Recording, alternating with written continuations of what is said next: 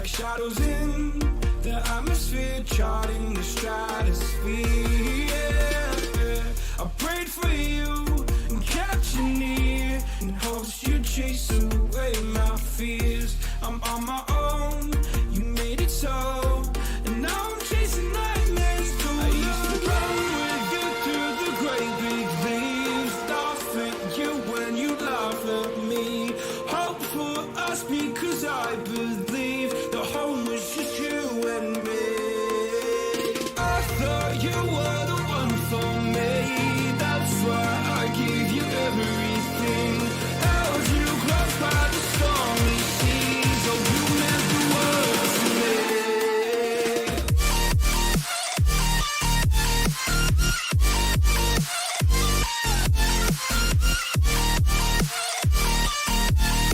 Oh you meant the world to me.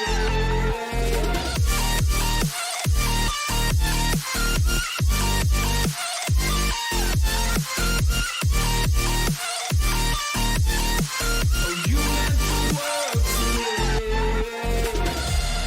Oh, I'm gonna do this on my own. No point in blaming you, you did not know. Oh, I thought you were the one for me, that's why I gave you everything.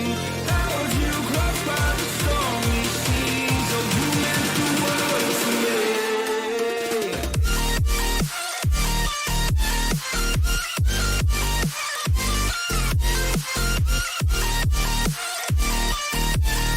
Oh you meant the world to me.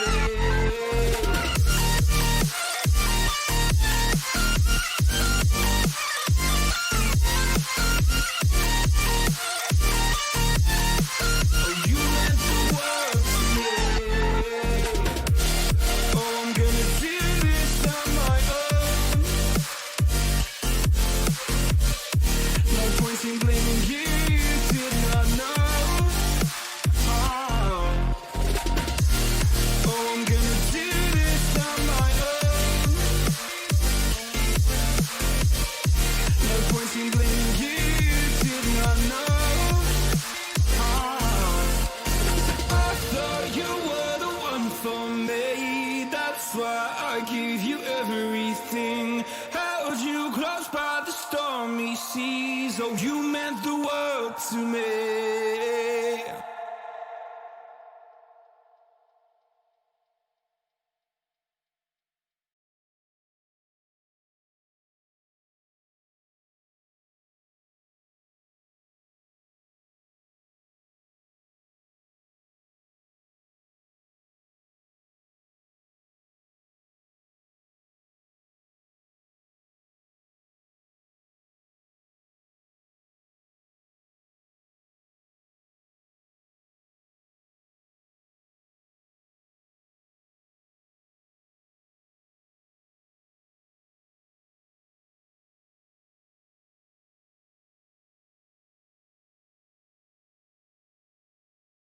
I'm on my own, broken alone. I feel the rain crashing down all around this empty town. I'm searching for the lost and found, but you don't care, you're unaware. Keep moving like the scars aren't even there. It's in the air like a blazing flare. Don't stare 'cause the flames will burn us. I thought you were the one for me, that's why I gave you everything. Held you close by the stormy seas, oh you meant the world to me. I used to kiss your head when you cried for me, hold your hand while the pain was over, keep you warm by the roaring sea. You meant the world to me.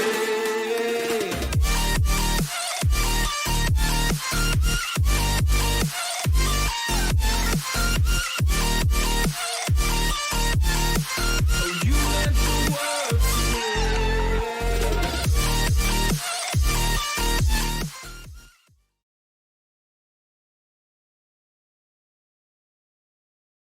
All right, everyone, welcome To another matchup here in CR6 Summer League. We're moving into phase 2 now, and this week we have ISU versus UGA. Both these teams are undefeated so far in this season of CR6. So, one of these teams will walk out the champion of their undefeated streak tonight, and one will walk away with a single loss. We'll find out which team that will be very shortly. But first, we have to do the map bans. So let's figure out which maps these teams will be playing on tonight. It's a best of 3, so we've got 3 maps in total.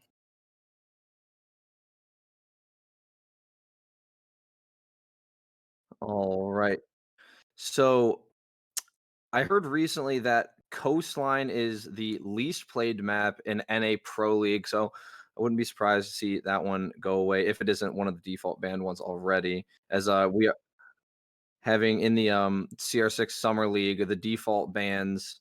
We take the 2 most played maps and default ban them out, and those are Cafe and Clubhouse.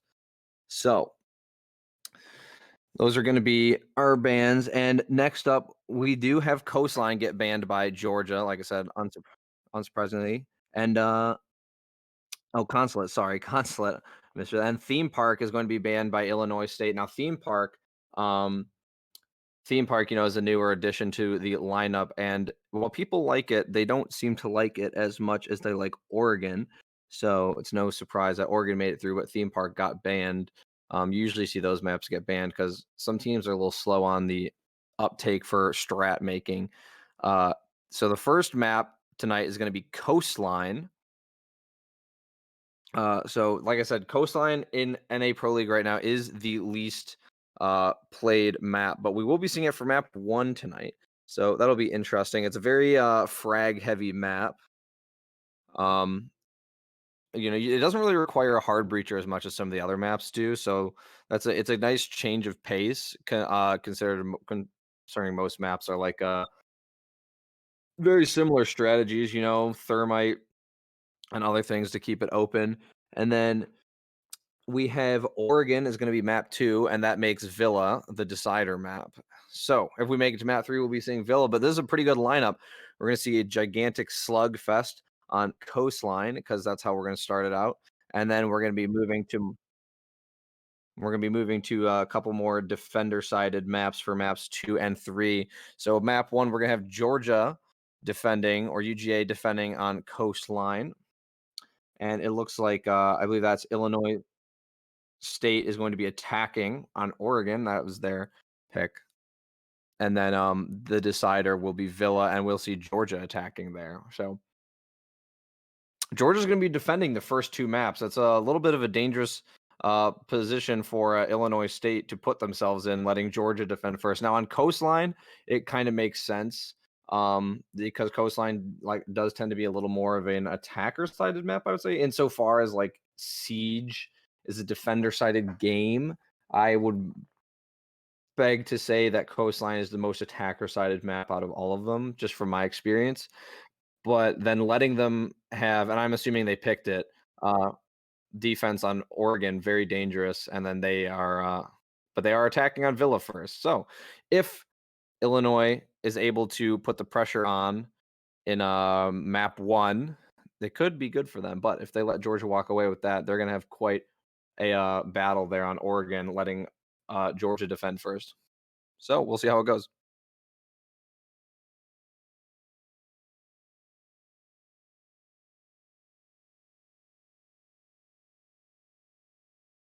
All right.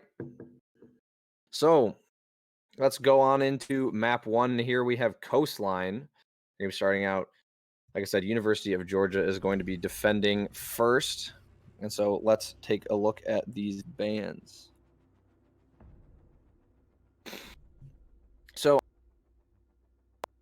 Thatcher isn't really that necessary on Coastline, so I wouldn't be surprised if he doesn't get banned and we just don't see him get played at all because it's kind of an unnecessary operator on this map. But I also wouldn't be surprised to just see him banned outright. But if these teams are smart, they won't ban Thatcher. And yet the first ban is going to be Hibana.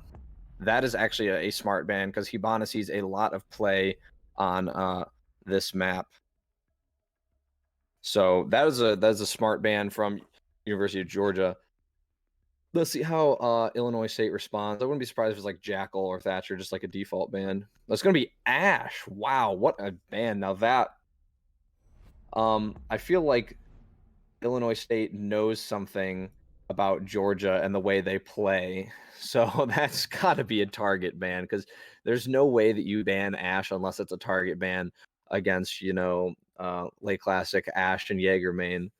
So let's see if they ban Jaeger. Nope, it's going to be the Mirror ban, the typical Mirror ban. They're not going that crazy. All right.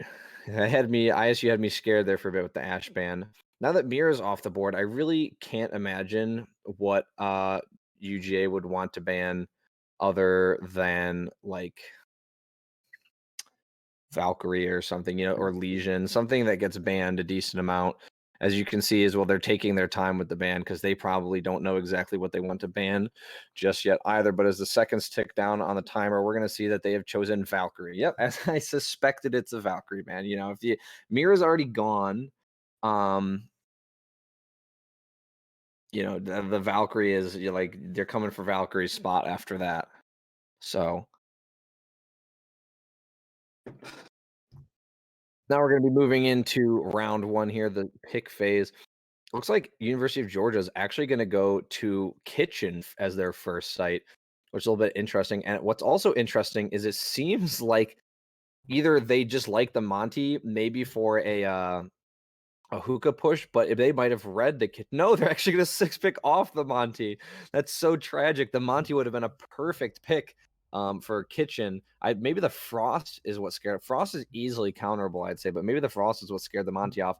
But I thought for a second that maybe Illinois State had predicted the fact they're going to be going to Kitchen because Monty is decently powerful for pushing hookah, but he's way stronger at pushing the service entrance in Kitchen. And a 6-pick off, it's so tragic to see. That could have made things easier for Illinois State. They might be kicking themselves after seeing that they are indeed in the Kitchen. We did see Manly Banana go off the Frost onto the Maestro. Whether or not Patience had intended to 6-pick off of the Monty onto the IQ since the beginning or not, or whether it was the site of the Frost. But if that's the case, then just tragic 6-picking all around. But we do see the Legion as well. The Legion also could be a literal thorn in the side of Monty pushing in through service, and that's probably why Casanova stays playing the Legion. Other than that, we have Juan on the smoke. I am throwing on the Jaeger and Demio with Mozzie. The Jaeger and Mozzie, very strong picks for roamers. I know Demio and I am throwing are very strong with that as well. And on the attack, we do see the Jackal as we have been seeing Jackal slip through the cracks of the ban phase a lot more recently. Patience running the ever so powerful G8 IQ Snail with the Zofia Fortra on Capital, and Ducky Boy with the Nomad. So I am throwing has a little bit of presence here in the main lobby. There is somebody outside. You see it a lot in quick match and ranked, but I would be surprised to see I am throwing run out the front door there and try to get a kill on Snail. Otherwise, I feel like he would literally be throwing.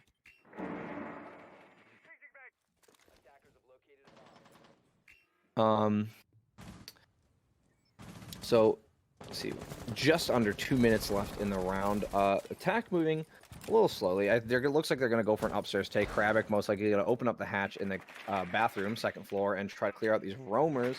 And Mozzie is going to be sitting on camera in theater, and they haven't seen him yet. Out there now, they see him, and just in the corner of his eye, Ducky Boy knows he's there. And Casanova is on the other side in 90, just chilling with I am throwing, watching his back, sitting at the bottom of White Stairs. A very good roam setup they have here. And Haravik's going to pick off Demio, who was, like the drone spotted sitting on camera in theater, so there's no surprise there. Manly Banana has lost quite a bit of health also in the meantime, and the Jackal pings are going to push Casanova out, but he is able to pick up Patience, and Quan picks up a kill as well onto Fortra. Snail the refrag, they're bringing it to even 3-3 score line, man advantage line as he gets the defuser down. 1 second left. Looks like that's going to be going down with no problem. Ducky Boy playing inside of Sunrise. Very good position for anyone pushing down the kitchen hall. They wouldn't expect him there. Snail also, after getting the diffuser down, picks himself up a double kill. It's just Casanova with absolutely no health. Will he get Ducky Boy right here? He will. Nice headshot's going to put him down. No health. Legion picks himself up another kill. I am throwing the only other one. He's going to start to get the diffuser, actually. Hravic's going to hop out from upstairs. Snail's there as well. Looks like Throwing's going to hop off the diffuser. Casanova, with the amount of health he has, will not be able to, help him at all. And Snail is going to pick up Iron Throwing as he tries to get the diffuser after Hravic gets Casanova.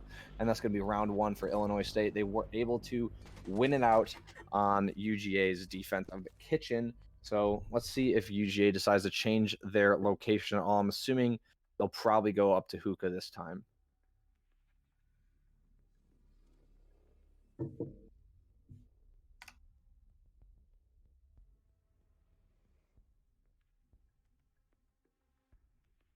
All right, so we have picks of the Maestro, Wamai, Mozzie, Jaeger, Goyo. A little bit of a change up here now for the defense. Obviously, as you would see, going from site to site, Juan will be on the Goyo as he was on Smoke before.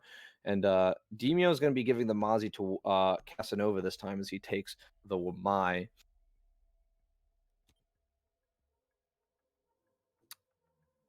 So they did change their site to upstairs. Whether, they're used to the, I'm assuming that's their usual strategy, is to go downstairs first. But now they're just going to go to the typical upstairs site. We'll see if they're able to hold this one any better, as this tends to be everyone's first pick. As for the attack, it doesn't look like they've changed their lineup at all, and why would you, as the attack lineup is so static in Rainbow Six Siege anyways. You hardly change it, and you won, so there's really no need to change your attack lineup.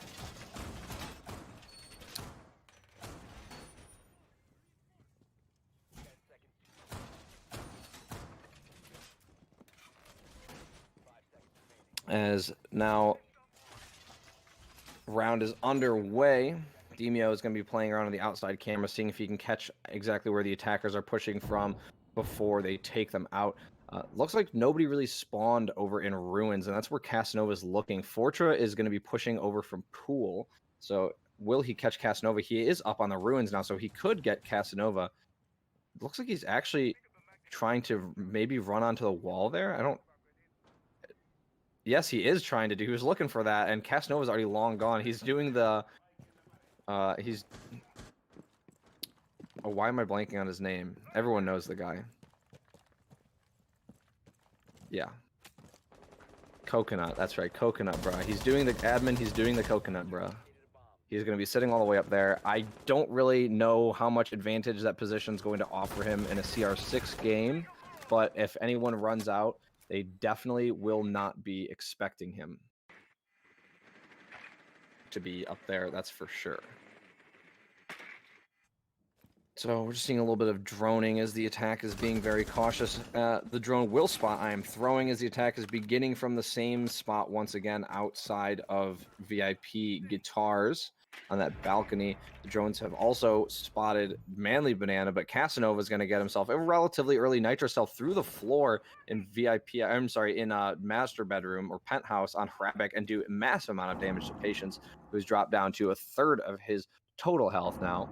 Meanwhile, all the attackers remain at full. So that's a great kill, a great pick by Casanova. And little does he know that he did a little extra damage as well.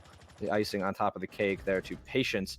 Demio is going to add on to that with a nice headshot onto Fortra. I'm throwing is going to give away his position and get a nice headshot on Patience, though. That bait, and he's going to shoot through the barricade outside, do a tiny amount of damage to Snail. Took more than he gave, however, and he's going to run away and lick his wounds as Snail finds another way in. The only other attacker left is Ducky Boy, and he's out playing on drones out on the hookah balcony. So the attack not looking so great right now. All 5 defenders still alive. Less than a minute left in the round. Juan is going to put down Snail, and all that remains is the full health Nomad, Ducky Boy, and Patience going to pick up a Beyond the Grave Claymore kill onto Casanova. Not exactly sure where that happened, but Ducky Boy has now made moves into the site as every single defender left peeks every available hole on that site, and Juan's the one to pick up the kill And that's going to be round 2 for University of Georgia. That leaves our scoreline at 1-1 now. Pretty even game so far on Coastline. That was pretty good defense. You know, the attack was really even for Coastline, the attack was pretty slow there, and a nice prediction from Casanova really made them pay for it as well. The Nitro Cell, seemingly random unless you had a drone, Nitro Cell through the floor into Penthouse, netted him a kill and a decent amount of netted him a kill and assist. Let's go with that. Netted him a kill and an assist. And all in all, the roamers were really just somehow the drones didn't help all that much, and the roamers were just allowed to tear apart that attack, tear it to pieces. And the only defender lost that round was Casanova to a Claymore somewhere. Don't know where. But we see a little bit of a change up now. Hrabik's going to be going to Sledge instead of the Jackal. He's going to let Fortra play the Jackal, only to have him 6-pick off of it onto the Capital that he's been playing. So I'm sorry, it was the other way around. My bad. I was trying to run Capital onto the Jackal, so making them think they're not going to be running the Jackal, when in actuality they are still running the Jackal 3 rounds straight. Demio is going to be playing Castle this time, and Juan brought the Goyo instead of the Smoke down to the kitchen. Actually forced Casanova to play the Smoke this time, which is interesting considering Casanova was roaming last time. So a pretty big change up in the defensive roles, not the operators. I mean, a pretty big change up in the operators as well, but the roles, making Casanova play Smoke. And with Mute, I could see him roaming, but with Smoke, I feel like he'll probably be playing Sight because Smoke really needs to. It looks like the defense in general, like they brought out another strategy here. So we'll see if this one works better. I'm assuming that Castle is going to make a world of difference for University of Georgia here on their defense and kitchen. I wouldn't be surprised to see them win that if Illinois State's not prepared for that. So, Fortra, the lone man to spawn in the ruins, gonna see if he can find any spawn peaks or roamers through the windows. Nobody's over there, though. Hrabik's gonna go and quickly get the penthouse bathroom hatch open, as a good Sledge would do, and drone it out for his team. I am throwing. He's gonna be the man inside of Sunrise. You know, you always need someone just off of the site to catch anybody. You want to have a crossfire, like somebody in the kitchen doorway looking Sunrise and someone Sunrise looking kitchen door. So if somebody pushes that way and gets one, the other person would be able to get the kill. Because unless you're like Bolo and hitting mad 180s like that, it's pretty much a guaranteed kill. So Ducky Boy's going to put a little bit of pressure on throwing over there as he opens up the door to Mud.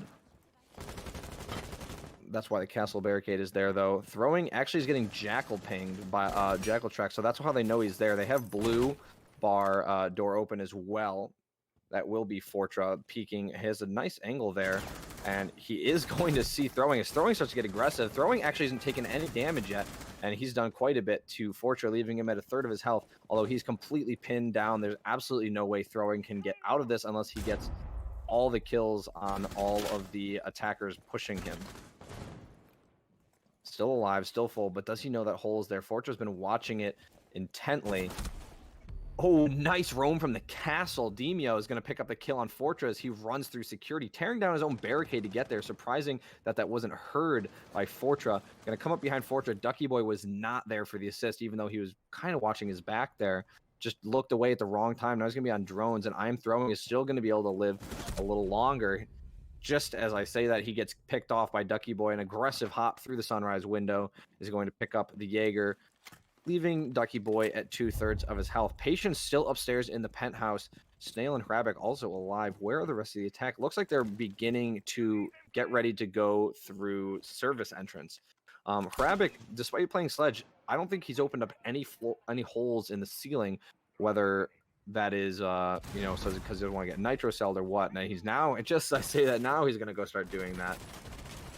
And Casanova is going to pick him off through the floor. Wow, what a play with this SMG-11. Wish that could have seen that, but who would have expected it? Patience will pick off Juan in return, but Demio is going to get a nice headshot onto Patience. Casanova looks away at the wrong time as Ducky Boy is pushed onto site. The diffuser is going down from Snail. It's a 2v2 situation. Ducky Boy very low on health. Looks away at the wrong time as Manly Banana is going to peek. Snail will get the diffuser down just as Demio picks off Ducky Boy. And now after a quick swing into the site and some pre-fires, mainly Banana and Demio are pretty sure they know exactly where the diffuser is. But Snail has the diffuser down and out and is outside. So that's going to make it a lot easier for him. It's going to be two relatively stationary defenders that he's going to have to pick off. And mainly Banana, surprisingly, going to be the one to go for the defuse. When he has the LMG, Demio is going to be peeking. He's going to go down, and Snail's going to pick them both up. A nice clutch from Snail, just barely winning another round on Kitchen for the attack. I can't believe they made the decision to have Manly Banana go for the defuse. You know, when you have a choice between an Alda 5.56 and a UMP, you really think that you'd have the Alda be the one to watch.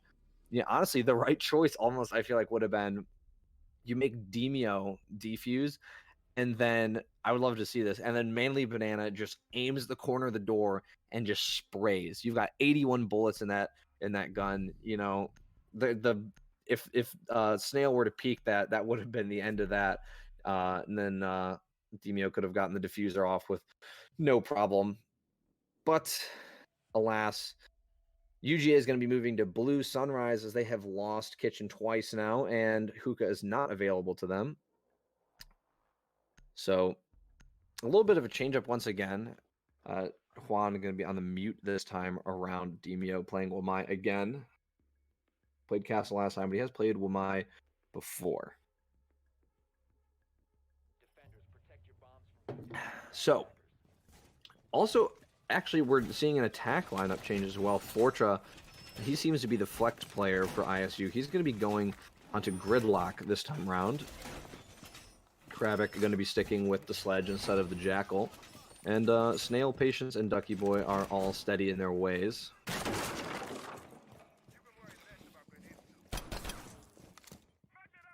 So just some general site setup here, as one would expect from this site. Really looks pretty cut and dried, standard to me. Juan going to be using his mute jammers to try and keep those mud walls closed, but it's kind of hard considering there's a door there. You can easily shoot gadgets through. So just a temporary measure. And actually, it doesn't even matter because there are no hard breachers. You know, UGA was the one that banned the Hibana, and ISU doesn't care because they're not even running Thermite or anything. They're just gonna let it go. You know, no Maverick, and obviously Ace is not available yet.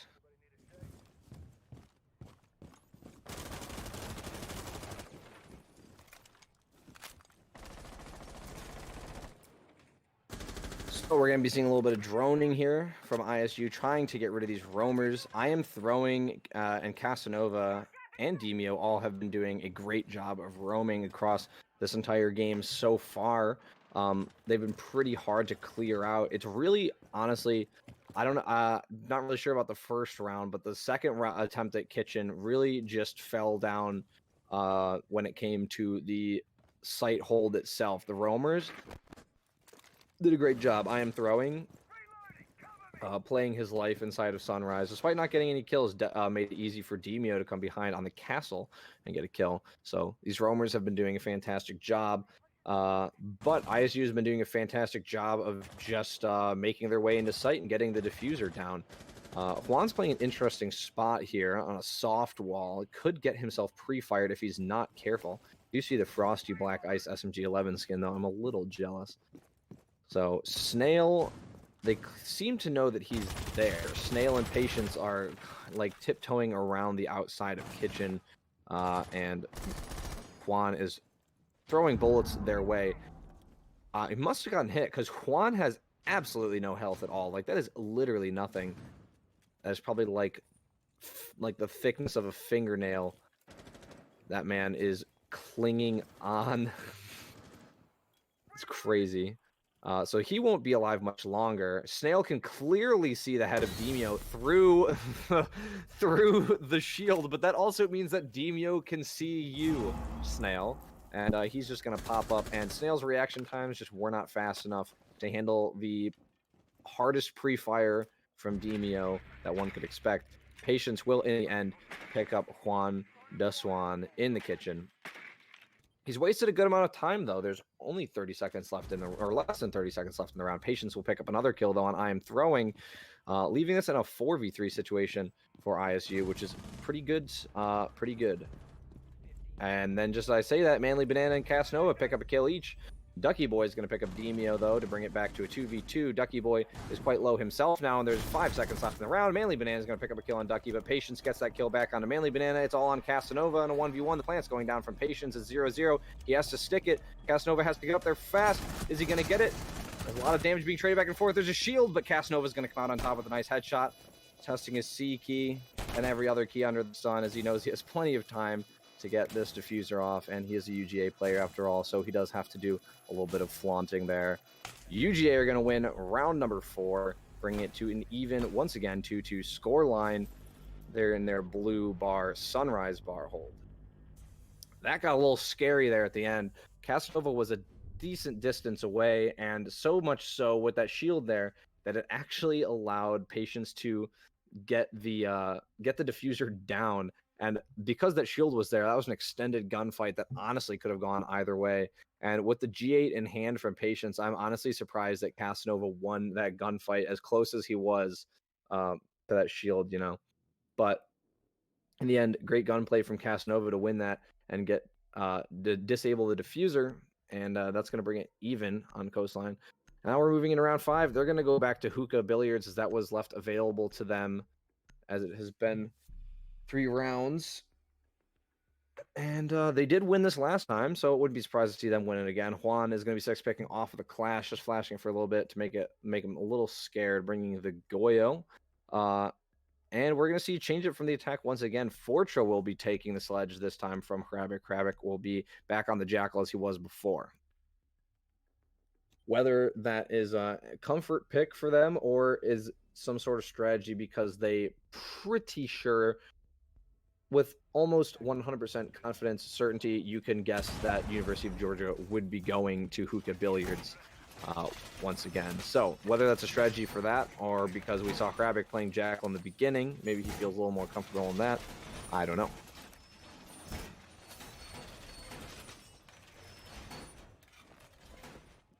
So if I remember correctly, it was a pretty sound win for University of Georgia on their defense here in hookah billiards. In fact, it was almost flawless were it not for Casanova running out into a claymore and dying. So it'd be great. It'll be interesting to see if Illinois State is able to adapt at all to that really strong, really oppressive defense, or whether the same thing's going to happen again. Fortress sees the spawn peak from most likely Casanova, as that's who was doing it last time. Yes, it is Casanova. And they're both going to get away without any damage done. Casanova still playing a little aggressive, as now he's going to sit inside of the office instead. And Ducky Boy is going to be there.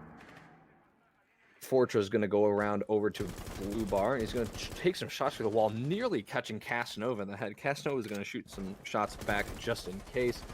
Not going to catch him, though. No damage being exchanged just yet, despite how close these encounters have been. Casanova not willing, really, to give up office, like, you know, too easily. He keeps sticking so close. He was in security playing against the door frame. Now he's going to go away. Are they going to expect Demio to be up above, though? This is a great spot if they don't drone it out and see him. You know, the bait from Casanova is like, hey, come get me. And that's exactly what's going to happen. Ducky Boy's going to walk into the waiting arms of Demio. They had absolutely no idea he was there. And that's going to be the freest kill of Demio's life. Ducky Boy had absolutely no idea. Hrabik trying to get some shots on Manly Banana through the wall. Not going to connect at all. Now Demio, having taken out Ducky Boy, is the next target on Illinois State's list. Looks like he's going to be playing his life in Aqua. I don't know if he has much of an escape. A nice spawn peek from Casanova, but he's actually going to get picked off instead. Well, what?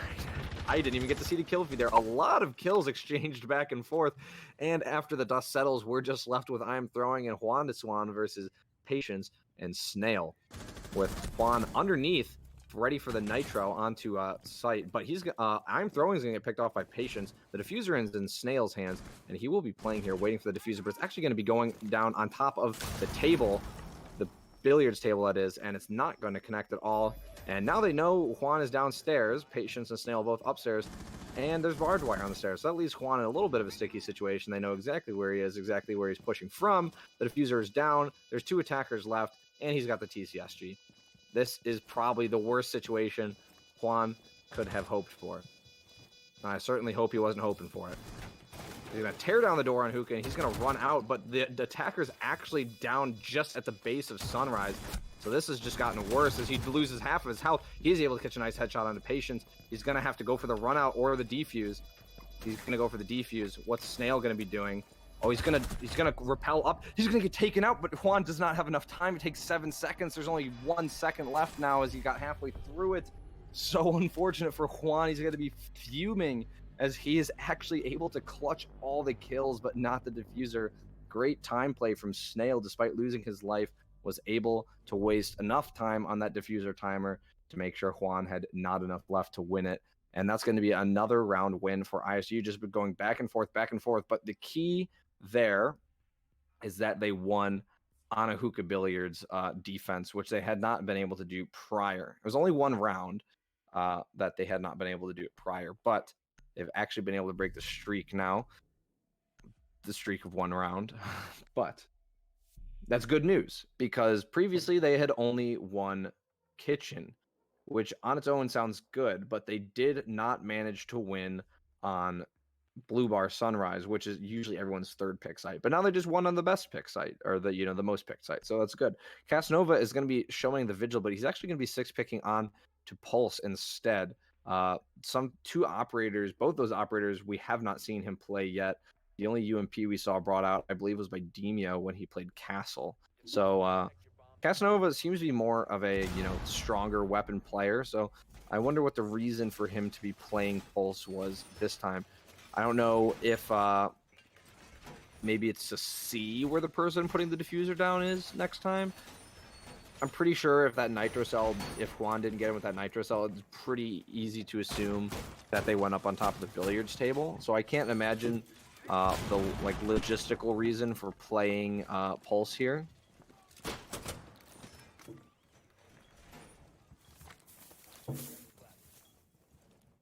But I guess we'll find out what exactly Casanova intends to do with that Pulse. Other than that, everything else seems to be relatively similar, except for the surprising decision. Juan is going to be playing the Mozzie this time. That's not an operator or even like a kind of operator we have seen him play yet. We usually see Juan playing the operators that sit close to home. Now he's going to be playing a roamer. Other than that, lineup from the attack, pretty much the same. Same operators every single time, as one would expect. Going to be getting up close and personal with Hookah first. That's going to be Fortra. Probably going to be putting the pressure on there, but there's actually nobody in there. The defenders are all over the place, really. So Casanova is going to be sitting over in the main lobby. I don't know if he's there to see if the attack starts from over there, but this is kind of a small map compared to others. So not really much info to gather. He's going to find out that there is nobody there. The closest person being the IQ, actually, the person that you do not want to be the closest to you as Pulse. That's going to be Patience. He gets the kitchen window open, and he's going to be droning in through there to see if he can find himself a defender. And the first defender he would find would be Casanova. In the meantime, Manly Banana has been down from somewhere. It looks like it was a nade dropped through the blue bar drone hole, I would assume. And it got him through the drone hole. That's not something I have seen, even though I've tried that many times. Patience will be the first one to get a kill this round. He's going to pick off Casanova. That's the Pulse. Very unfortunate loss, especially considering that you have Manly Banana also really low and no dock to pick him up. Another nade is going to be coming through. That one's going to get picked up by a magnet by Demio, who is the one playing in blue himself. And I Am Throwing is now going to be rotating around, trying to get the refrag on his lost brother, Casanova. He is going to be running around like crazy as the hatch is being open around him. He's going to go into security. Krabick the Jackal, very powerful utility looking for footprints. There aren't any up there for him to find yet. Patience picks himself up a double kill as he gets Juan, who was found roaming, found slacking out by Sunrise Bar. Manly Banana will get a refrag onto Ducky Boy, and Iron Throwing will tack onto that with a kill onto Fortra. So that brings it even, but down goes Iron Throwing. Snail's going to get that kill through the luggage window on the Aqua Bar balcony, and now he's got a defender to deal with behind the blue bar, but oh boy, is he dangerous. That's Demio with only a third of his health left, pick up a nice headshot on Snail. It's a 2v1 situation with 15 seconds left, all in the back of Patience. He's gotten a double kill this round. He's been getting a lot of kills previously. He's got 2/3 of his health, so he's got plenty to work with, but Demio's got a nasty angle here, and there's absolutely nothing you can do to predict that, especially when you're too busy fighting the spaghetti monster. Demio is going to pick up that kill, and that's going to be another round win for University of Georgia as they just keep making it go back and forth. Now that they've won that one, if they so please, and I assume they will, they'll probably go back to Sunrise Blue Bar, as they did manage to win. Oh, I'm sorry, no, that was the half. I was just getting so involved in that amazing attack and defense from both teams, I totally forgot that was the half. So now we get to see ISU on the defense. They're going to go to Hookah Billiards first, no messing around. Manly Banana will show the Montaigne to the defense here. And let's take a look at the scoreline in the half here. Demio on top of the entire lobby right now with 10 kills, but no one on his team even close, actually. That's kind of crazy to see that Demio is getting so many kills over the rest of his team there. The next highest number was 6. So he's playing really well, but obviously I've been seeing a lot of kills from Patience as well for ISU. Patience playing a great game. Where you see Manly Banana will be 6 picking off the Monty onto the Lion. You know, both teams now have used the Monty for the 6 pick, which I understand, but at the same time, Monty's actually a pretty strong. I would say that Coastline is one of Monty's strongest maps. He can do a lot in all 3 of the sites that people normally pick. In fact, the only site that he's the least effective on, I would say, is actually Penthouse Theater, which is the site that nobody plays. So he's actually really effective here. You know, he can push in through service, entrance, and kitchen. He can push in through hookah with relatively no problem in Hookah Billiards, and he can push in through mud in Sunrise. Especially if they can get the person out from behind the shield there, he can really just sit there and let the team file in behind him. So pretty helpful on this map. But Lion is not an operator we have seen yet in this series. Juan with a really early kill on a Fortra. I have to imagine that he was peeking out of office there. Very unfortunate for Fortra there. He's going to get picked off super duper early. And so that's going to be a good kill for University of Georgia there. That's one roamer dealt with before 2 minutes and 30 seconds or even off the clock, and they still have the Lion with all 3 scans in pocket. Patience going to be playing the exact same spot that Demio was playing. Will they expect it? Will they drone it? Krabick is also going to be there to assist from security. The drone saw that the hatch is open, so they were going to run in from the other side of the double door, and that's just going to completely throw Patience off. He sees the shadows, but there's absolutely nothing he can do. He's going to get a little aggressive on the hatch, and that's going to give his position away. He's going to start to get shot by Demio through the hatch, and he's going to get taken out from the double window. What a pinch by University of Georgia. That's going to be Manly Banana picking him off after using one of his scans. He did take quite a bit of damage, though. He's down to a third, but a really impressive pinch there from University of Georgia. Not one you'd really expect, pinching somebody who is not really trapped. Very interesting to see. Another line scan is going to put Krabick in place behind the blue bar. The blue bar, as the attack makes their way up to the Aqua balcony. And this seems to be where they're going to make their push from, as they were able to remove Patience from in there. The attackers did lose Casanova, though. Not sure where along the line that happened, but they lost their Zofia. I'm Throwing also has himself a little bit of a position inside of VIP, and it doesn't seem like there's anyone around there to really contest him. They know he's there, though, as Ducky Boy keeps taking pot shots through the drone hole on Cool Vibes stairs. Whether I'm Throwing is aware of this or not, I don't know, because he keeps walking back and forth over it. But the defender is definitely aware of the position. All 3 defenders off site. Ducky Boy actually, I'm sorry, no, Snail's there. Ducky Boy close, Snail on site, and Krabick is just completely gone. He's underneath site, but Jaeger doesn't really have any utility to assist in assisting from underneath the site. Snail holding onto the hookah door there, trying to make sure that no one pushes in on him. He's got the SMG-11, so it's going to be dangerous. Hrabic has made his way to Cool Vibes stairs, so that could be helpful to help out Snail there. But Juan is the one with the diffuser, not Manly Banana, and I'm assuming that's going to go in through Blue Barn. That's exactly what's going to happen. Juan's going to start getting the diffuser down. He already was halfway done, so he's got plenty of time. He is going to get it down. Snail and Hrabic both get kills though, but the diffuser has been planted. A 2v3 situation for the defense. Demio and I'm throwing both at full health though, and the diffuser is down in the default spot. They're both in Aqua though, so this could be extremely predictable for the defense.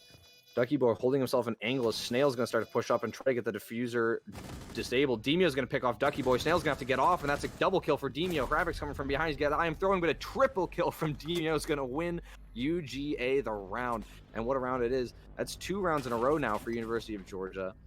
This is the first time this series that they have actually been in the lead. Every other time it has either been a tie or Illinois State has been ahead. But now with a triple kill there in the last few seconds of the round from Demio, going to clutch the round up and bring University of Georgia their second round win in a row, putting them ahead 4-3. And that was on Hookah Billiards, so that bodes very well for University of Georgia here.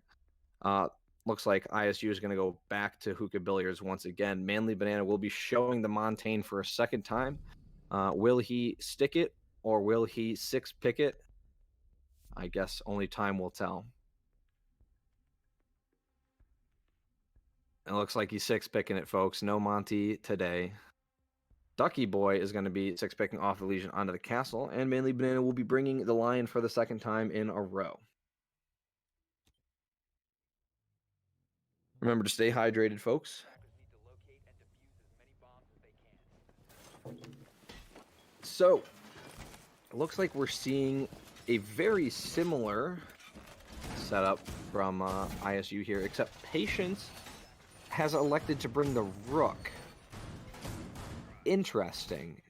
Very interesting. It's not every day you see Rook played in competitive Siege.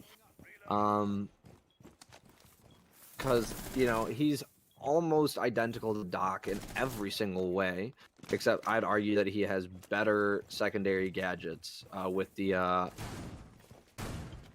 impact grenades.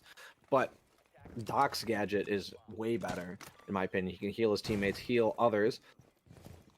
Rook's gadget only allows for, I think it ups everybody who picks it up. Can't say defenders, because attackers can pick it up. Everybody who picks it up's armor rating by 1, or makes them take more damage. I know Rogue 9 tested this. Also makes, unless they get headshot, guarantees that they go down. But unless he's played alongside Doc, usually when somebody goes down, it's a guaranteed death almost every time, especially a defender. So that's why Rook tends to not be as helpful as Doc. But Patience must have some reason for playing Rook, and I'm assuming it's most likely a comfort pick.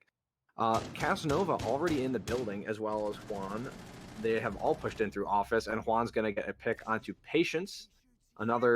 That's the second time that Juan has gotten the opening pick of his attack round. That was through the floor. That's going to be the Rook dealt with. So, he is quite low after that, though, leaving him a third of his health. Fortra is going to be playing a nice long angle here with the Roni from the lobby. Hrabic very close by to help with any potential refrag, although if he runs into Juan, I'm sure Fortra's got this in the bag with the amount of health Juan has, unless Juan gets a nasty headshot. But the attackers, except for Juan, have actually made their way back outside onto Aqua, and they have a Claymore there. Does Fortress see the Claymore, though? Because he wasn't exactly looking at it, and it kind of blends in with the ground.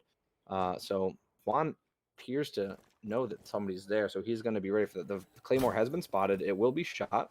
The P10 Roni is a little bit of a quiet gun, so I would be surprised if nobody heard that.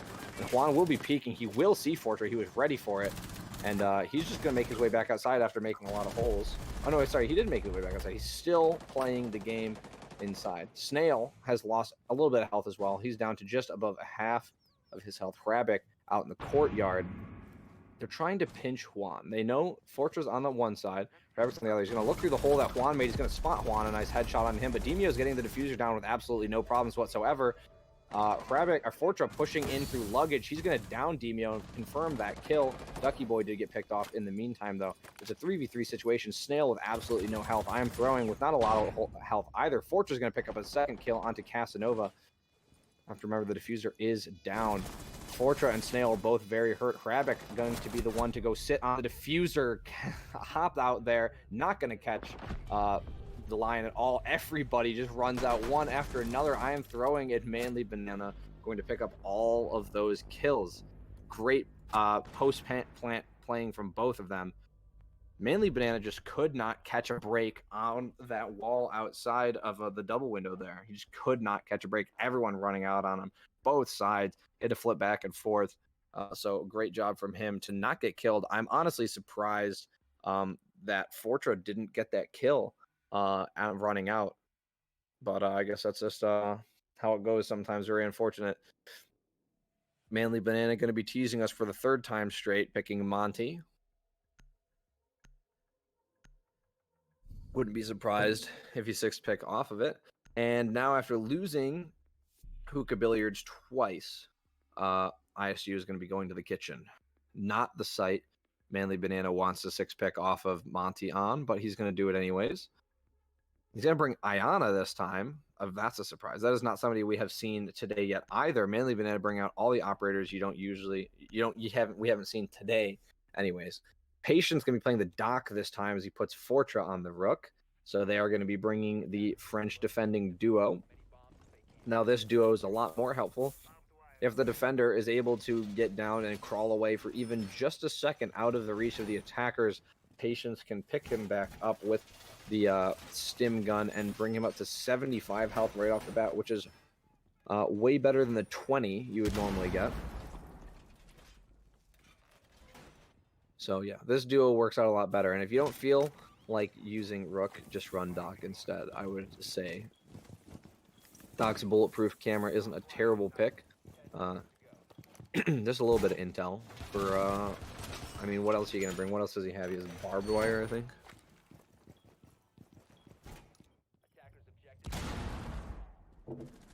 So, I can't wait to see how Manly Banana uses this Iana. Because Iana has been getting used by the pros a relatively decent amount for a new operator. The only other operator that's relatively new that I'd say I see the pros use a lot is Goyo. Goyo is a very strong operator who has seen a lot of use in Pro League, and I see Iana is starting to become the same way. Oryx, not so much. Oryx, I really don't think I've seen Oryx get played at all. His only job really is to counter a Monty that you know is like 100%. This guy's going to play Monty every time. But it has not convinced the defense to 6-pick onto the Oryx yet, despite Manly Banana showing the Oryx every time. Fortra did manage to take about half of his health and damage very early on. I'm assuming that was a pre-fire through the penthouse double window. After a quick Iana drone through the building, Juan's going to move on, and he's going to moving his way up to 90. Iron Throwing is already in theater, though. Zofia. They do have somebody at 90, though. They have to know Juan has missed all of his shots, though, as did I Am Throwing. Kravik took quite a bit of damage as he actually decided to go back up the stairs and try to take the gunfight and lost more health. Snail is going to be the first one to pick up a kill in this round, though, as he gets Casanova. That was most likely through the floor. And no nitro cell. That was just a nice shot from Snail. So it's gonna be great. Manly Banana also gets taken out by Fortra, the Rook. So not looking good for UGA right now. I Am Throwing is trying to bring it back by getting a kill onto Hrabik. That was the extremely low health Jaeger they put so many bullets into before. Their next opponent is going to be Ducky, who is going to be playing down in the main lobby there. Snail playing safely on top of one of the counters in the kitchen. The default plant spot for the kitchen. Ducky Boy will be watching security from the lobby, but I don't think anyone's going to be really pushing through there. If it comes down to the lobby, it's going to be... Oh, no, the drop through the hatch, or from on the courtyard. I know that was through the hatch. Yeah, I keep forgetting there's a hatch in luggage. Almost nobody uses that hatch. And I Am Throwing is going to get pinched immediately after dropping there. Demio is going to pick up that kill. onto, Patience going to pick up the kill onto Demio, and Fortra is going to pick up the kill onto I Am Throwing, leaving Juan all alone in a 1v4 situation. 2 really nice headshots onto Fortra and Patience, and then he proceeds to miss the camera. You had such a good display of skill there, Juan, and then you missed the default camera. But that was absolutely great, picking up both of the French operators in one fell swoop, one flick of the mouse. But there's 10 seconds left on the round. You're going to be stepping on goo mines, getting shot by cameras, and getting shot by actual people as Snail comes in, sitting behind the bomb chassis. No way you could have known that. Going to pick up the kill on Juan and win Illinois State the round, finally picking up a round on defense here. That's going to be round 9. Bring it to 5-4, trying desperately to not let themselves be put staring down the jaws of match point. But University of Georgia is still up by 1 round. I don't know why Manly Banana keeps showing the Montaigne if he's never going to pick it. Although Casanova has chosen the Iana this time. So, unless Manly Banana decides to go back to the Lion, he might actually pick Montaigne. But it's looking like he's actually going to pick Montaigne. And you know what's funny is that's a mistake. Because this is remember what I was talking about before? Illinois State has gone to Penthouse Theater, the only site that at the time I couldn't think of any viable strategy for Monty to really be used, short of just dropping into the bathroom and like standing in the doorway menacingly. So I'm surprised that Illinois State has actually chosen to go to Penthouse Theater. This must have been a little bit of a pocket strategy for them to do this instead of going to Blue Bar Sunrise. So without a hard breacher for University of Georgia, because the only reason, I shouldn't say the only reason, one of the reasons this site is so hard to defend is because of hard breaching that wall in VIP. And University of Georgia doesn't have a hard breacher. And they also have a pick set on Monty when there's the Legion on the board as well. So this does just preliminarily, this does not look good for University of Georgia. Illinois State did waste a pick on Bandit. Bandit was definitely picked for his utility there to keep the wall closed, but we have not seen any team out of the 10 rounds now since operator pick has already been done. Out of the 10 rounds we've seen operators picked, not one of them has been a hard breacher. So there's really no risk of the wall being opened by a hard breacher, and at that point, I would I would beg to think that hey, no hard breaches have been played the entire time. Maybe we could bring somebody with utility that would, we could fill the void of not having a hard breacher, of knowing the other team doesn't have a hard breacher. But doesn't really matter, I guess. Bandit's still got a good gun, and Hravic's going to be putting it to good use, getting the opening pick on Casanova. Casanova, Iana has a human-shaped drone for a reason, and Casanova didn't use it. It was exactly for that purpose, and Hravic's going to make him pay for that as he gets that kill. Ducky Boy will get picked off, though, in the meantime, bring it back to even as Juan tries to figure out exactly where Hravic is. That's going to be a drone dead, but Hravic's location known. Juan already knew that, though, and he has this position locked down. Demio's coming in from the side, and Sunrise could catch him with some shots through the wall, but he's not going to be doing it. Nitrocell's going to be going out. That's not going to connect on anyone. Now getting flashed by Buck's brand new shiny flash grenades. Ooh, the drone gonna be distracting Hravic as Juan pushes in, but it's gonna be Hravic. Great play is gonna pick up Juan as well, but he gets taken out by Demio in the end. But they let Hravic get 2 kills for free practically. And Manly Banana does not have a whole lot of health left for Monty. I Am Throwing has even less as he withstood to pick himself up. No, he's getting on drone right there. There's a player right there in the bathroom. He's probably going to push right through that door and get the kill. Snail will get the kill on I Am Throwing. He's going to peek onto Manly Banana. Manly Banana losing health by the tick to that goo mine as he was getting shot in the shield, then he turned around and allowed Snail to get the kill. That's so tragic. Manly Banana putting that shield to good use until he wasn't, because he's like, oh snap, I'm getting shot in the back, I gotta turn around. And now it's all on Demio, who's gonna get taken out from the 90 corridor by Patience. Illinois State bringing it back to, once again, an even scoreline, 5-5. Snail flexing his diamond charm. Or sorry, Patience. That was Patience flexing his diamond charm. Snail wishes he had a diamond charm. Although, as I say that, Snail is actually 12-6 at the moment, top fragging for ISU, so maybe he does have a diamond charm. Demio has 15 kills, though, still maintaining his dominance on top of the entire lobby. Looking quite good right now for University of Georgia. So, Manly Banana did bring the Montaigne this time, or that time. Didn't work out very well, but ISU cannot play that site again, so let's see if he brings it for a second time. He will not.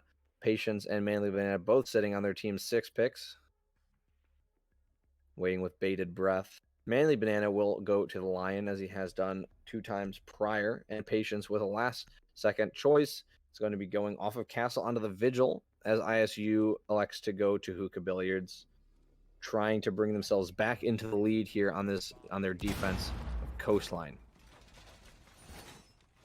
So both these teams, as you can see now, we're in round 11, 5-5 scoreline. Both these teams very evenly matched. A lot of back and forth, with the biggest catch-up having to be ISU having to come back from University of Georgia winning 3 rounds straight, putting them up 2 rounds over ISU. So a great job from ISU to come back from that. So now they have the momentum. So we'll have to see if University of Georgia can bring it back now that ISU has decided to go back to Hookah Billiards, the site that they lost twice, or whether they'll actually break the streak and win it this time. There's a relatively lucky things that allowed University of Georgia to win Hookah Billiards, especially the first time, which one of them was Juan just catching a kill on Fortra in office. Not sure how that happened, but it seems for some reason ISU has an extremely heavy roam presence downstairs, more heavy than most teams, I would say. You kind of, I mean, I guess you want Nitro Cell people downstairs, but I think the Jaeger could probably be helpful over here in Penthouse and VIP and Guitar Hall, as it seems like they're just allowed to take this for free. And now there will be a roamer. That's going to be Fortra coming back up White Stairs, but there's no way his position wouldn't be known by now. The drones are droning all over the place. Arabic's going to be joining Ducky at the top of Cool Vibes there. He's going to be hopping into Billiards. Yeah, University of Georgia really just allowed to get Penthouse Theater, VIP, Guitar for free there, but not 90 Hall. Fortra's here, gonna throw an early Nitro Cell, and not gonna catch anyone as he decides to run away. Now his position known, he's decided to scramble, and that leaves all of the northeast side of the upstairs of the map free to the attackers. One Lion scan rings out. That's not going to catch any defenders as the attackers take some ground. Fortra's going to be playing in the hallway, the kitchen hallway, looking up into luggage. But if he's not careful, he might get caught by the person in the front door.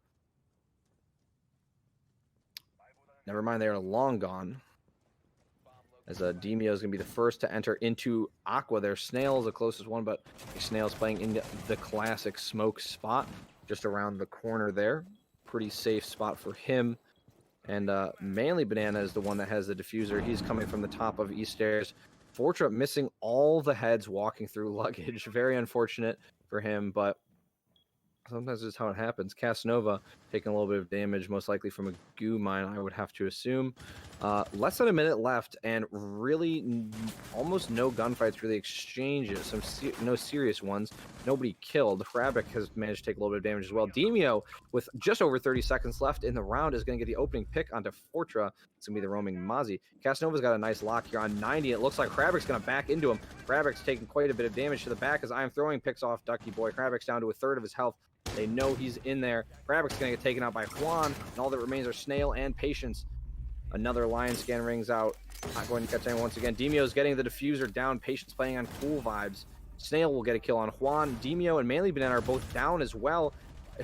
Down goes one of them, but Lion's able to get away. That's Manly Banana. The diffuser still is not down, though. I'm not sure what exactly was going on there. There was 3 attackers alive, 2 of them up, and nobody got the diffuser down. And Illinois State walks away with the round win. I mean, I know that Manly Banana went down and he was the one getting the diffuser down, but there was 2 more people alive. Certainly you would think that one of them would be close enough to pick up the diffuser and start getting it down just in any old spot, but I guess not. A round that looked so firmly in the hands of University of Georgia there on the attack, falling apart in the wee seconds of the round. The 20-second meta working in favor of the defenders this time, as ISU finds themselves in the lead once again. They're going to be going back to kitchen service entrance to try and close things out. They did win this last time, and they are at match point right now in favor of themselves. Manly Banana will be showing the Montaigne, as he has done every single attack round, and he'll be 6-picking off the Montaigne onto Lion. I thought for a second he might actually pick Montaigne there, but the only time he picked Montaigne was the worst site that you possibly could have chosen Montaigne on, so he'll be playing Lion. No 6-picks coming out from ISU.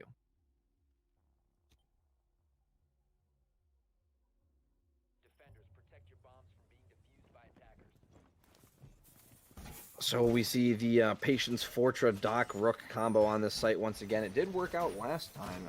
They were able to get a few kills between them. The only person that could stop their rampage was Juan on the Buck, and that's what he will be playing once again. So it seems like, and I'm not surprised about this, that ISU is going to be going with the same defense lineup on this site, because it worked last time, and I think it worked pretty well.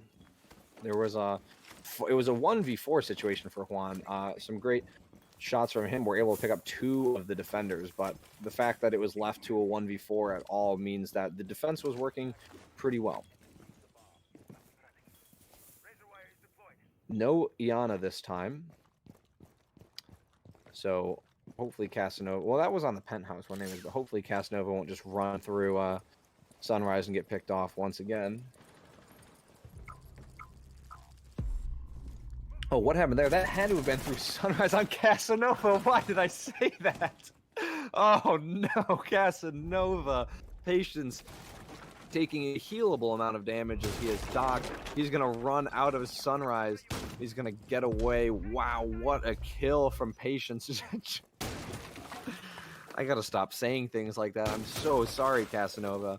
The rest of University of Georgia trying to find out where Patience is, but a drone would be more effective, as you'll find that he is not anywhere near that room anymore. He just got away with murder and is back up to full health. Demio is going to get a nice refrag, though. That's going to be Fortra, the other French chunky boy, and it looks like there's going to be absolutely no answer for that one. So now that brings it back to an even man advantage.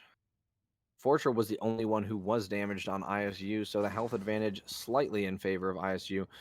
I Am Throwing has a defender locked down in the penthouse, but he's fighting back, and he's fighting back hard. That's Krabic with a nice pre-fire headshot onto I Am Throwing.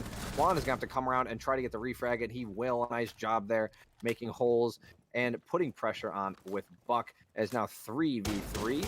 There are no nitro cells on the defense. There never were any. So these floors are going to be getting opened up. And unless they can get a nice shot through the floor, it's not going to end well for the defense. Patience taking quite a bit of damage from Juan, but as he is docked, he'll be able to heal himself back up to full. But that's all 3 stim shots dealt with. This could go either way. Juan picking up some extra points as he takes out an ADS and an armor pack. Still, though, the health advantage clearly firmly in the hands of ISU. Under a minute left on the round. The Doc, the Maestro, and the Legion all on site. Oh, if only Manly Banana knew that Ducky Boy was sitting right there. He could just get the nicest pre-fire. I want to see someone do it. There's Demio's there, too. Just do it, Demio. Patience is sitting there in the bathroom as well. Patient, as his name would have you believe. The flash is going to come out. Not going to flash him. Another one. He's getting away, but he's getting shot through the drone hole. Juan with a double kill. That's crazy. He's going to get a headshot. Ducky Boy's going to get a headshot on Demio. Ducky Boy playing just around the corner there. I'm surprised that none of those shots caught him. And Snail and Ducky Boy Snail and Ducky Boy are able to clean it up. I can't believe that none of those shots from Juan caught Ducky Boy. Some great plays from Juan that round, but ultimately Illinois State's going to walk away with the round win and the map win, winning 7-5, a very close game here on Coastline. But now that gives them the round or the map advantage. So all they have to do is just win this next one. But we'll see how that goes when we get to it. 17 kills from Demio, putting him on top of the lobby, but Snail fighting back hard with 15 kills of his own. Patience and Juan, both with a lot of kills for their team as well. So I guess we'll see everyone back again in a few minutes when we see map 2, which will be Theme Park. Hope to see you then.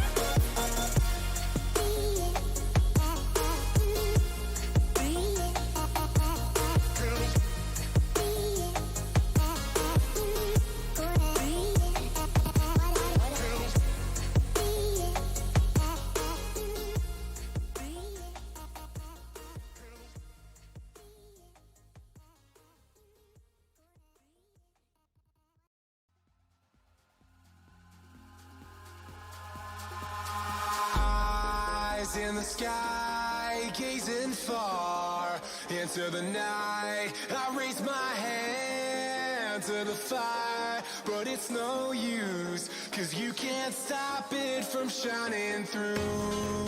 It's true, baby, let the light shine through. If you believe it's true, baby, won't you let the light shine through for you.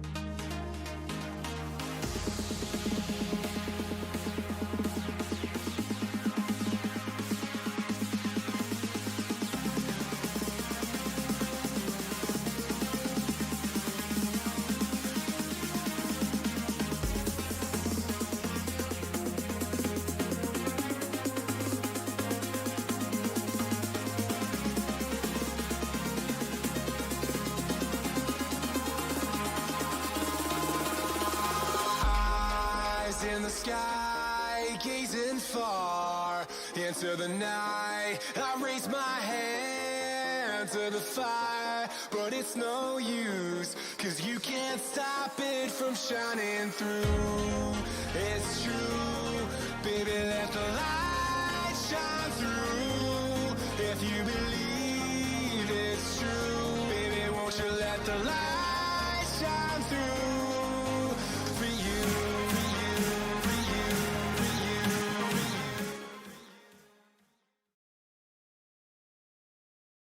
for you. All right, welcome back everybody to CR6 on this wonderful Friday night. We have University of Georgia versus Illinois State University still. Obviously, these teams didn't go anywhere as we've only played one map, and that means we're on to map 2, which is going to be Oregon. Once again, University of Georgia will be defending here on this brand new map. I personally love Oregon, and I can't wait to see these two very evenly matched teams play it. So let's get right on to it. We're going to be seeing a very good matchup here.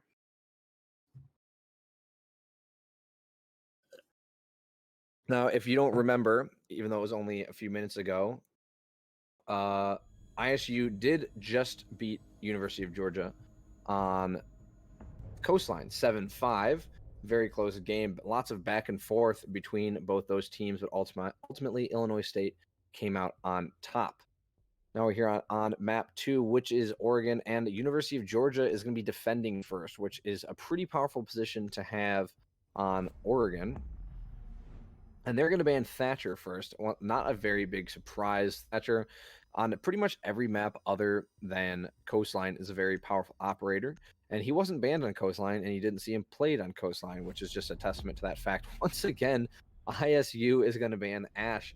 They just have this target ban, and the fact that they won Coastline they won Coastline with University of Georgia on the attack second makes me think that that Ash ban might actually be doing something, and Clash ban comes second. Not exactly sure what that's supposed to accomplish. I'm never a fan of the Clash ban. It's usually just seen as a meme because I don't know if University of Georgia has anyone that plays Clash. They didn't play Clash last map at all. And then, of course, University of Georgia is going to ban Mira last. So some pretty standard bans from University of Georgia and some pretty unstandard bans from Illinois State, Ash and Clash. At least it rhymes, though. Maybe that's what they were going for. Anyways, University of Georgia defending first. They're going to go to the second floor as their first site. And Demio can't seem to decide exactly what breach denial operator he wants to play, but he's going to settle on Cade for now. Meanwhile, as we didn't really get to see any hard breachers last map, we didn't get to see who the hard breach player was, but that's going to be Snail.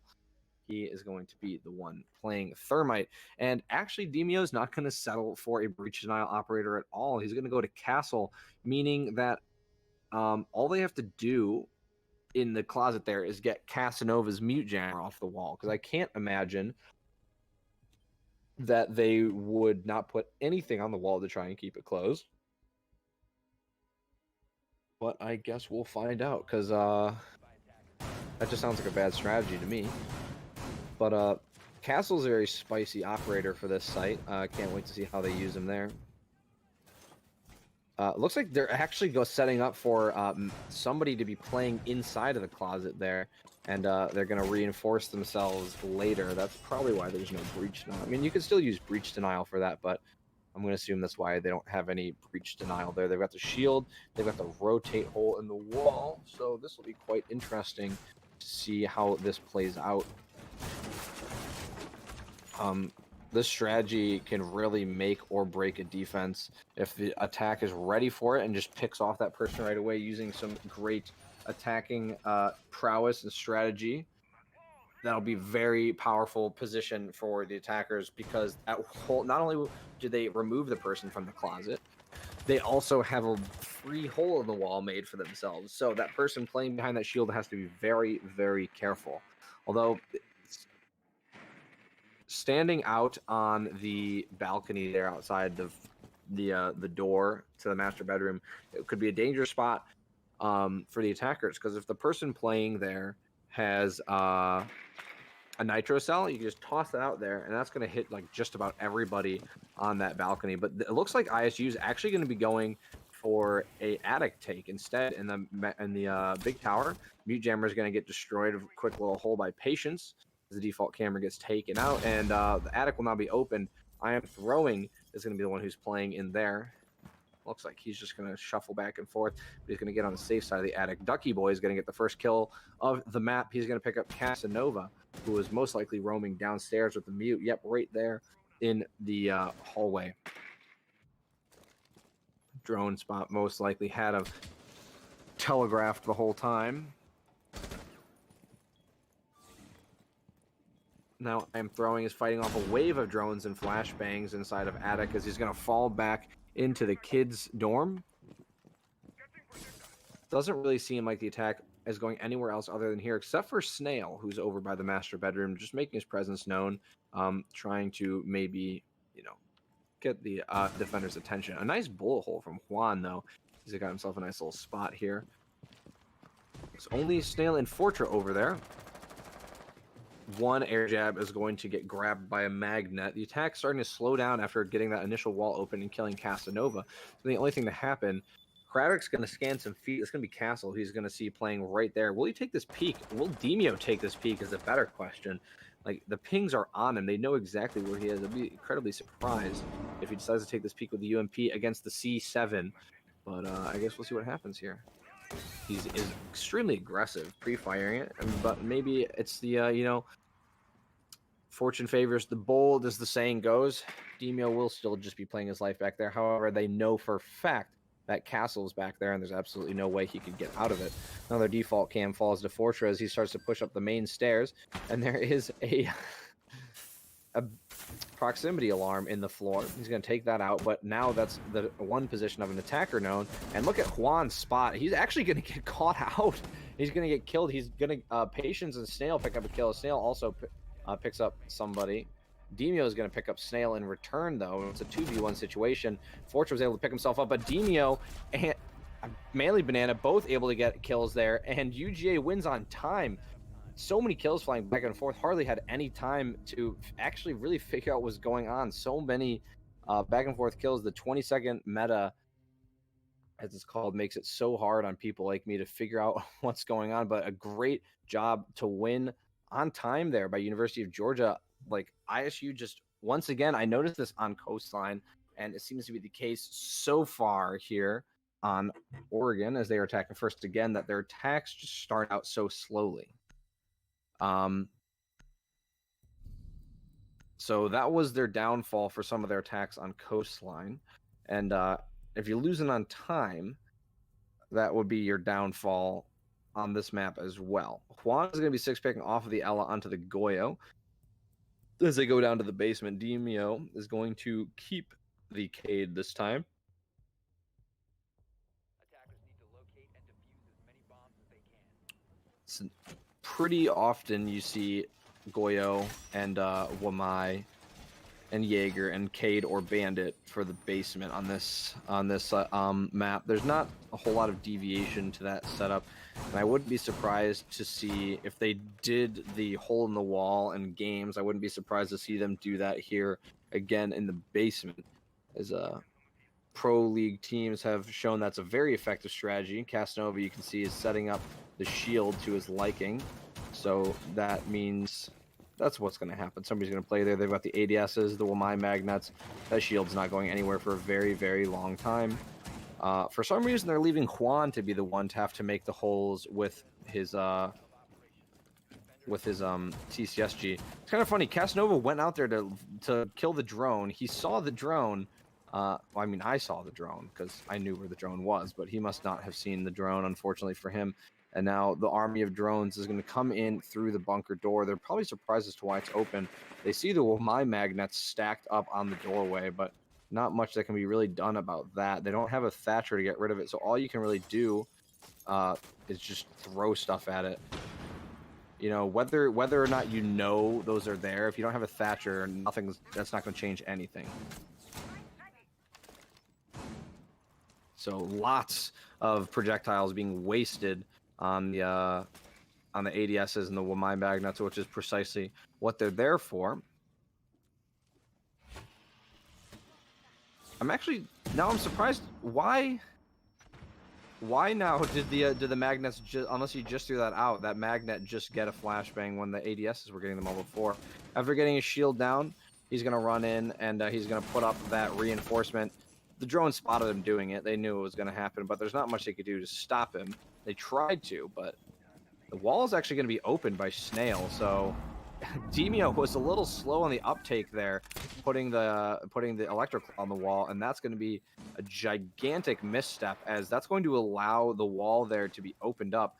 Frag grenade is going to come up from Patience in a nice little vertical hole, and that will remove the electro claw from that wall as well, allowing Snail to use both of his utilities to their fullest advantage. Hravic's going to push down and take Pillar. He's just going to see the back of Manly Banana as he runs into Freezer. All the rest of the defenders safely on site. Hravic's going to cause some havoc by using one of his Jackal tracks, but Snail's going to be the first to fall, actually, to Demio. Pre-fire from Casanova. I can't believe that didn't land any of those shots on Hravic playing behind the Pillar. Now, position known. He's going to throw smoke. It's going to get ADS. He's going to try another. That most likely will get ADS as well. Casanova picks up a kill. Patience will get the refrag onto Casanova.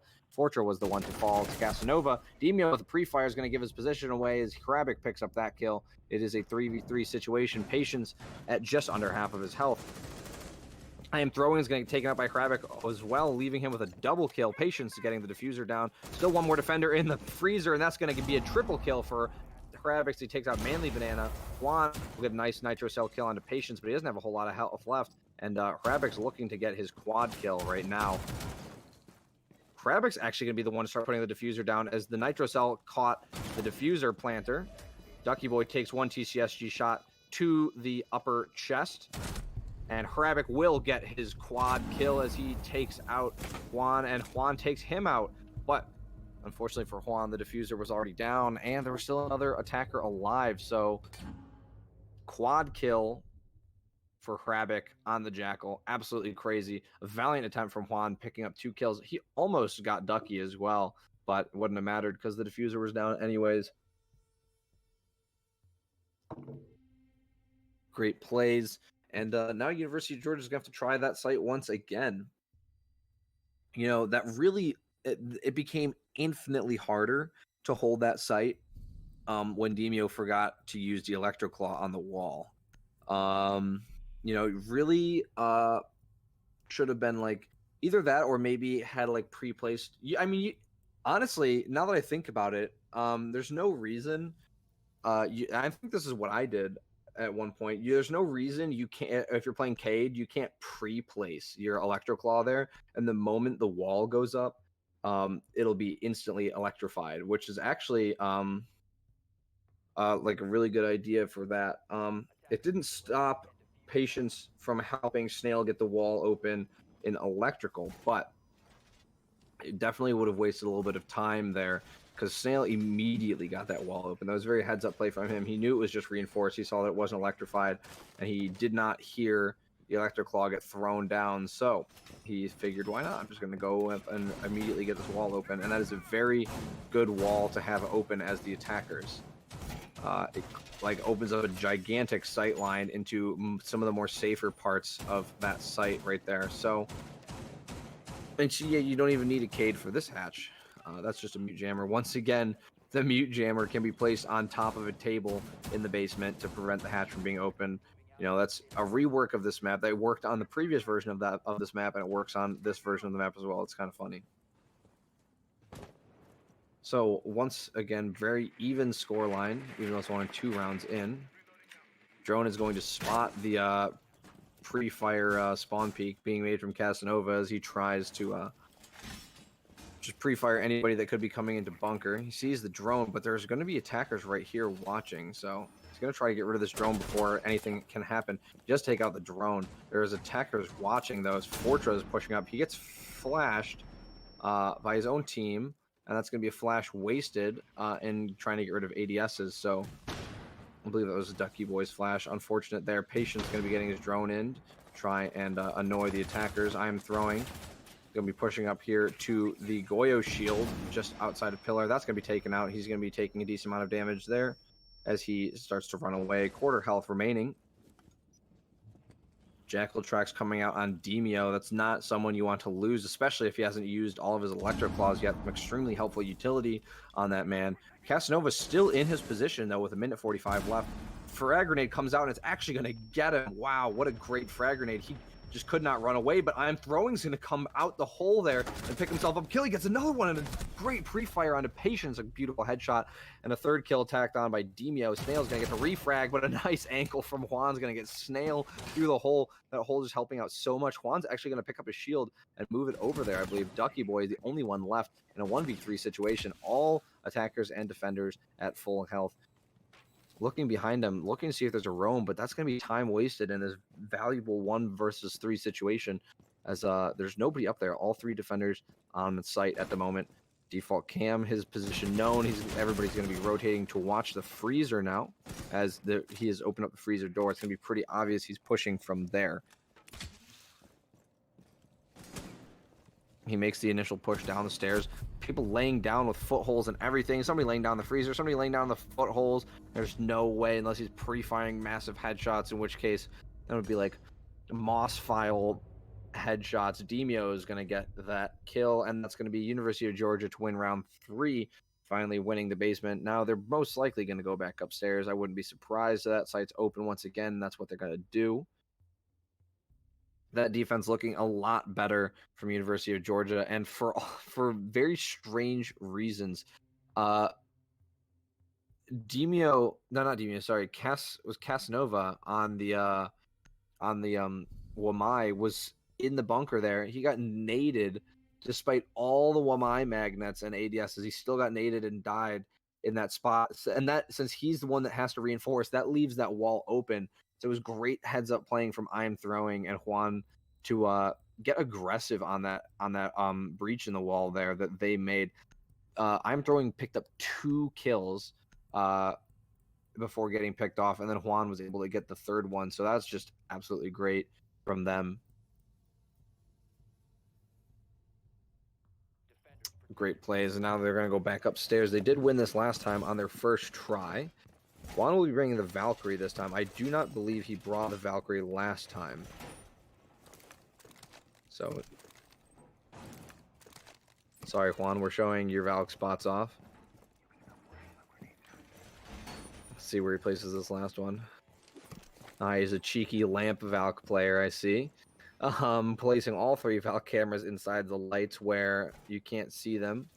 Most places you can't see them. Some of them you can see if you have like lower light quality on or something in your settings, but I like my game to look good and not like Minecraft while I'm playing it, personally, so I just take the L for that and just hope that my IQ is doing their job.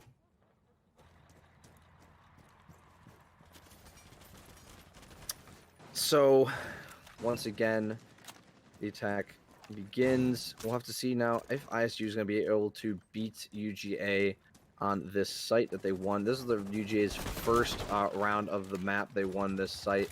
And it looks like they're going for a very similar push. Again, Snail going to confirm that Big Tower is clear alongside friendly drones. There is a mute jammer on the wall, as you could tell. He's going to go and try and get that wall open now.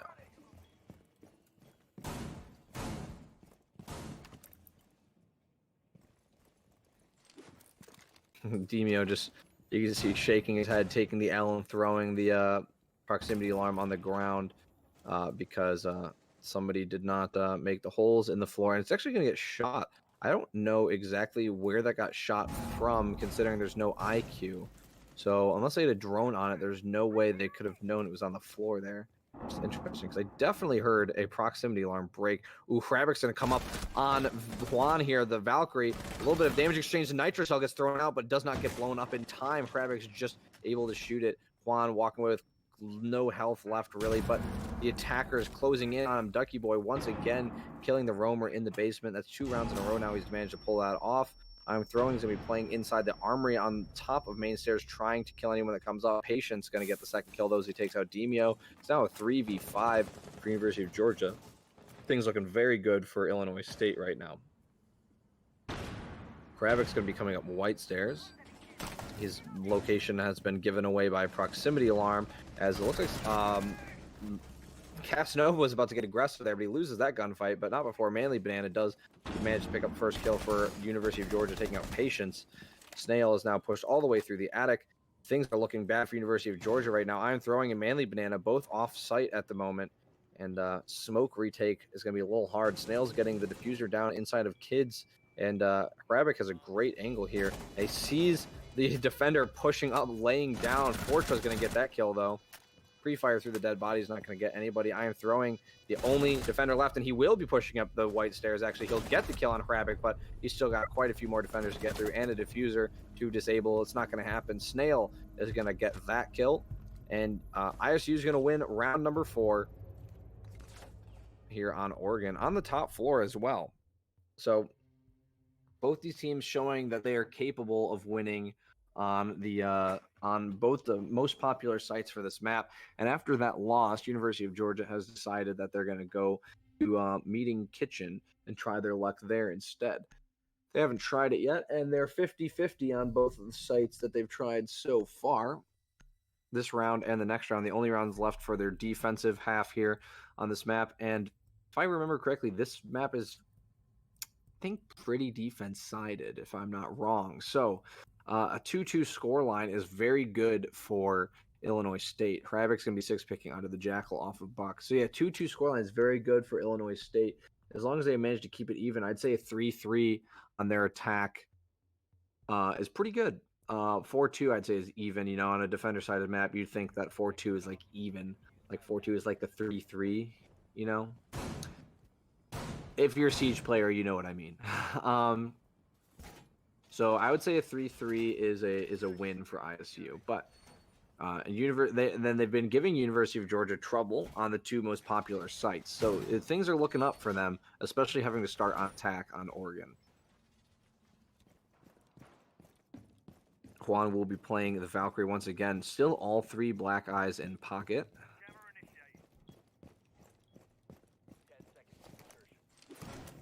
Wow. Juan is that guy.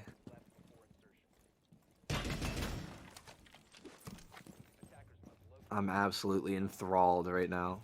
He's teaching me so much, even though I'm never going to play Valkyrie because I'm so bad with the MPX. Anyways, enough about me. Let's see what ISU is going to start to do here. Looks like they had a few attackers spawn near the big tower. As you're probably going to want to at least send a couple people through there to push the attack on that. You want to get that double wall open onto the stage. That will help your attack immensely. There's still a lot of cover inside a site, but wow, Hrabic. Oh, did they? I guess they just left the connector open at a very early pick, just under 2 minutes and 30 seconds left. Casanova, the castle. Was he trying to get the castle up late? I think that's what he was trying to do, and Hrabic was already in the building. Things are already looking bad for University of Georgia, because not only is that door closed, Casanova is dead. You can see Manly Banana, watch the door shaking. Things are very bad on this front for University of Georgia, and it's only going to become worse once they get that wall open. Hrabic is making his way back. It looks like he's going to go down to the bunker. Ducky Boy is down here as well, clearing out the non-existent roamers in the basement. The roamers are actually upstairs. It's I Am Throwing and Juan. They're going to be playing up around the dorms, kids' dorms area. They have the hatch open, though, so they're going to probably be throwing some stuff in through there. Wow, a nice angle there from Fortress. Actually going to get the utility off the wall, and that's going to allow Snail to get it open. And this is going to make Demio and Manly Banana's lives infinitely harder, as all those defenders have, all those attackers have cleared out, and now the castle barricade is open here. Hrabic is smoking it. This attack is looking absolutely beautiful from ISU. He's going to push right onto the kitchen, which has absolutely no defense on it. Is this the biggest misdirection ever? Hrabic's got to tell them that the kitchen is clear. Manly Banana has only just now made his way out of the kitchen, and he's actually going to take out Hrabic. If only they were faster. Manly Banana has almost no health left. He's going to make his way into security. He's going to have to be the lone man to hold on to kitchen all by himself. He's going to leave Demio in the meeting hall to take care of that. Snail trying to do some damage, landing a little bit on Demio, bringing him down to 2/3 health. Manly Banana and Juan very hurt. Manly Banana is actually going to be taken out as I speak by Fortra.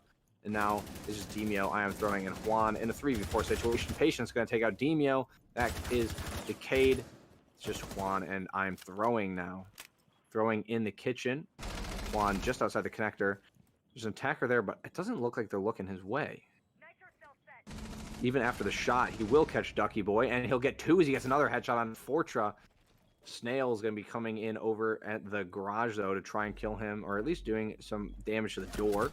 Throwing's going to pick up a kill onto Snail, and that's going to be the diffuser dropped as Juan comes around and gets his 3rd kill as he picks up Patience. What was that? University of Georgia, a gigantic comeback from what seemed to be an unwinnable round for them. That's crazy. A triple kill on the Valkyrie from Juan. The roamers sitting all the way off site, somehow able to come back and retake that round that seemed like it was in an iron fist grasp from ISU. That's crazy. And that puts University of Georgia up 3-2 right now as we go into the last round of this half. University of Georgia is going to decide to go to the basement for this one.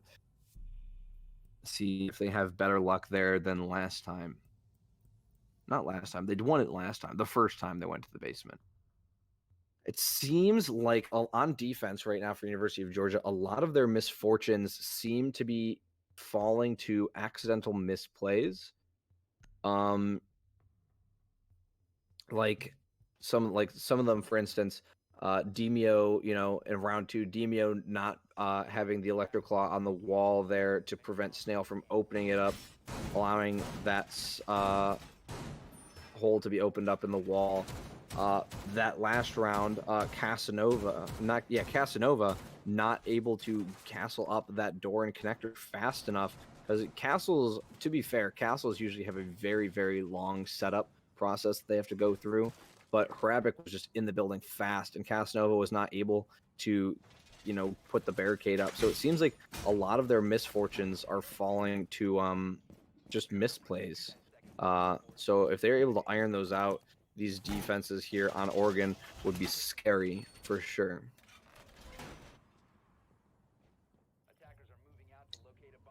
I'm sure they realize that, and they'll look back on this VOD and they'll be able to gain some helpful information from that.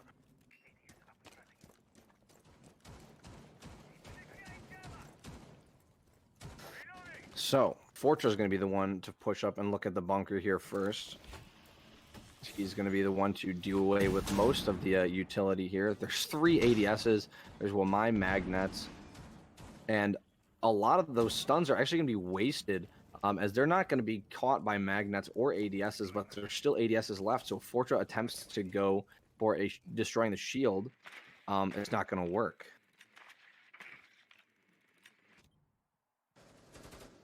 So that's actually pretty good for Casanova, who's playing over there. Fortra is going to be droning in and see that there are still active ADSs left on the wall. Flash is going to be coming out from Ducky Boy trying to get rid of those ADSs, but the magnets are grabbing them. So this is great right now from Casanova. This is exactly what you want. Ducky Boy even using... oh my god, even using the air jabs, but wow, look at that. Not only does the impact from Fortra get ADS because there's so many ADSs in utility, Casanova is ready and gets the headshot because he expected Fortra to be coming around the corner with a grenade launcher in hand instead of gun. What a great play by Casanova. That was Galaxy Brain. A nice pixel headshot from Demio is going to get a nice headshot onto Hrabik. So nice, I had to say it twice. And now Casanova is just making Ducky Boy's life hell as he tries to push in. He knows Ducky Boy's here. Is Ducky Boy going to be ready for it? He's not doing a decent amount of damage to Ducky Boy, but that was mainly just off the fact that Casanova missed quite a few shots there. Ducky Boy also falls to Casanova, and now it is Snail, who is stuck shaking in his boots outside of bunker at the sight of Casanova, just chilling in there, and Patience, who is up and going to go down the main stairs. Casanova still playing in that spot. He has no reason to give it up just yet, especially since Snail is the one who's out there. Patience pushing from over here. Casanova will get picked off by Snail. Patience pushing from the main stairs, and now that Casanova has been dealt with, Snail will be droning that area out. They looks like Juan put a hole in the wall there, and it looks like it's actually going to be I'm Throwing. I'm Throwing now knows that Patience is there. Very good job from him. Very good trigger discipline. Not take the shot too early. But he knows now. He has to know that Patience is there. Whether Patience knows he's there or not, Patience will probably assume he's behind the Goyo shield. Juan's actually going to get up to the Goyo shield. Patience, in the meantime, will take out Manly Banana, though, from inside the freezer. Nitro Cell goes out. He's able to get away from it, but he's not able to get away from Juan, and Demio also picks up the kill on the Snail. A nice headshot. University of Georgia wins round number 6, putting them up 4-2 on their defense side on Oregon, which is exactly where you want to be. A great job from University of Georgia to win out those last 2 rounds, and now we move on to the second half, with University of Georgia attacking and ISU defending.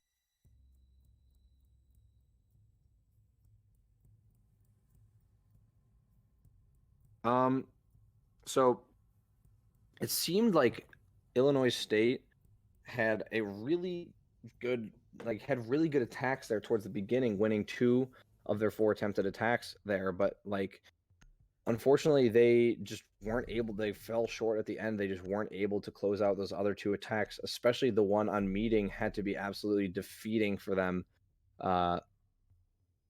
And that's where they lost their momentum there on winning their attacks. And then just Casanova playing absolutely beautifully there inside the bunker corner.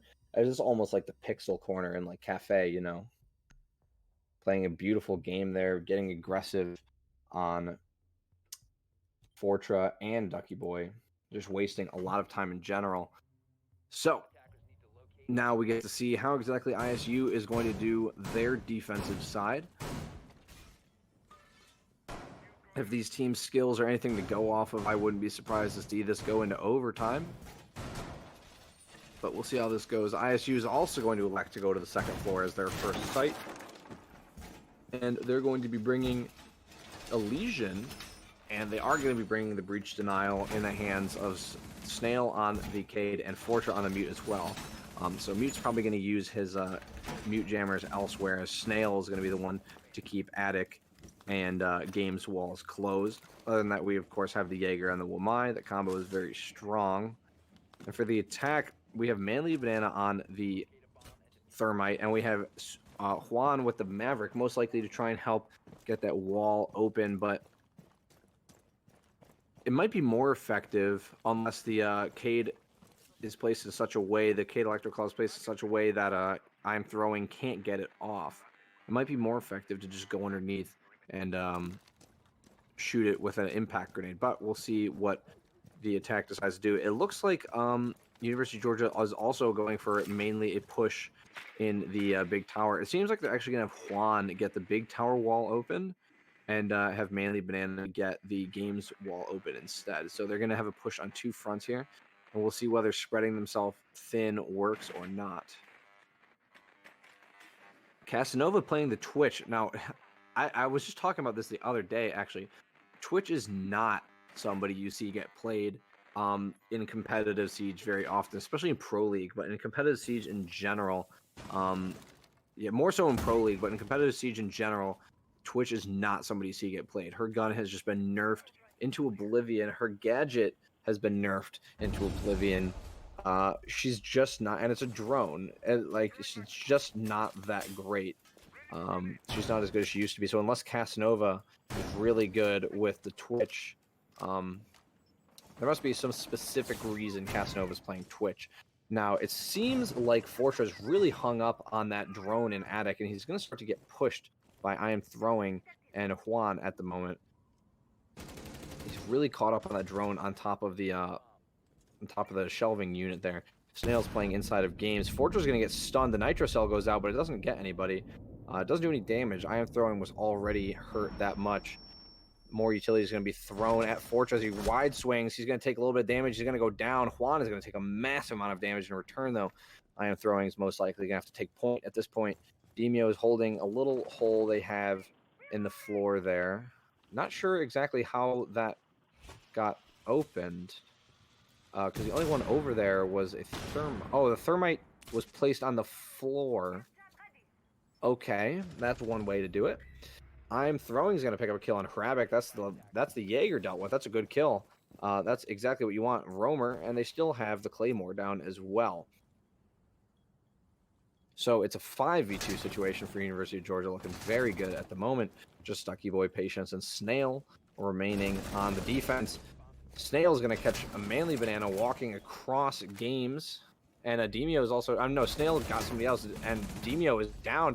Patience and Snail get themselves more kills, and now it's a 1v3 situation for Casanova, who's got practically no health, as a Snail's the one to pick him up, and the bleeding out Demio will be finished by the round ending.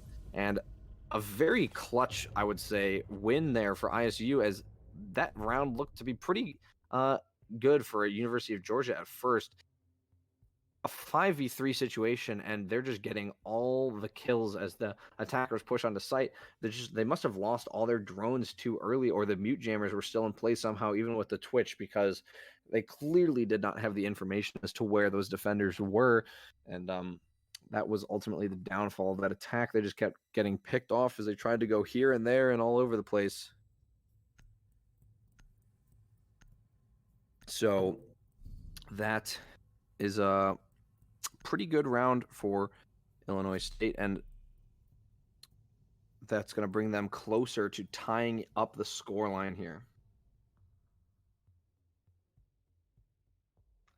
They still have one more round to do it, though, because it was a 4-2 at the half. And I Am Throwing is going to be six picking off the IQ onto the Zofia. Not quite sure what he wanted to accomplish there, considering he has been playing the Zofia the whole time. And Illinois State is going to move down to the basement. And it looks like they have the same lineup, just with people playing different operators this time around. And by that I mean we have the same operators, just different people playing those operators. So, don't really have much to say about this defense. It looks like it's going to be very similar to the one that University of Georgia was doing. We saw how that worked. We saw how that looked for three rounds. Although we are seeing some different operators. No Goyo, so less deployable shields out. Instead, we have a Legion. Other than that, things are looking, yeah, it's just, I believe they had the mute. Yeah, I believe it's just the Legion. The only difference here from University of Georgia's lineup is the Legion for a Goyo. Manly Banana making quick work of those ADSs as Juan gets a very, very early pick onto Fortra. That's a 2-minute, 45-second left kill onto Fortra. Flashbangs, frag grenades flying out. Ducky Boy, he's about to get pushed by the whole house as Juan gets a frag grenade kill. That means the wall is left open. This is looking very good for University of Georgia at the moment. What a crazy start to this round for them to get that lucky. Nitro Cell flies out. That's going to get Demio past the shield. Travik's going to get aggressive. He'll get Juan as well for his troubles. Loses quite a bit of health, but a double kill. And that, just like that, Juan gets 2 kills. And then Hravik gets 2 kills. And now it's a 3v3. Starting so well, and now starting to go so poorly for University of Georgia. Patience is coming around behind.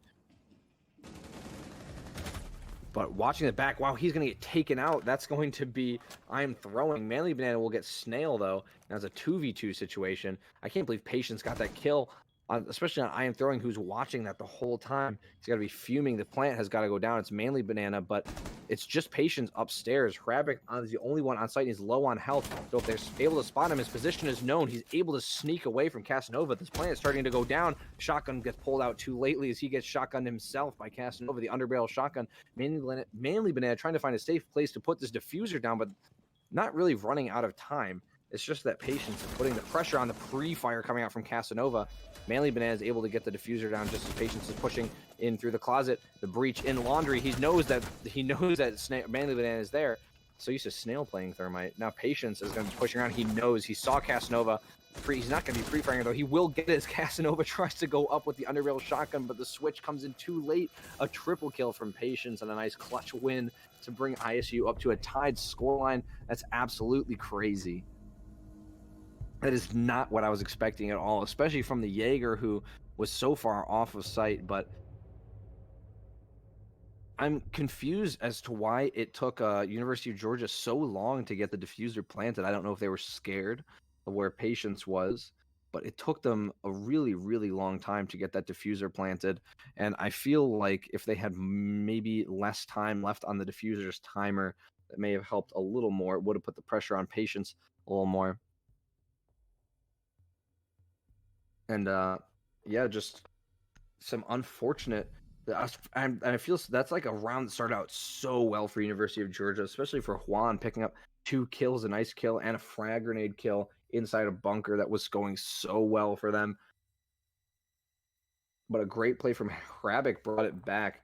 It was like that was a back and forth round the whole time, and some great playing from. It was really actually just Hrabic and Patience, because Hrabic got 2 kills, Patience got 3. So great job from Illinois State to stay in that round despite the odds very early on. And now they're going to go to the meeting hall kitchen. As they did win 2 defense rounds in a row, so that means those 2 sites are not available to them anymore. Forced to go with the tertiary 3rd pick site. And that's usually kitchen meeting. It always has to be kitchen regardless, because kitchen is a site on both of the remaining bomb sites here.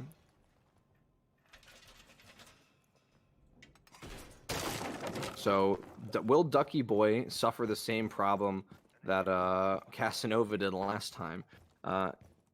Let's find out. He still has all 3 castle barricades in pocket as the round is starting. He will start off with that castle barricade first, though, so he won't get killed from there, but he's still got some work to do well into the round's beginning.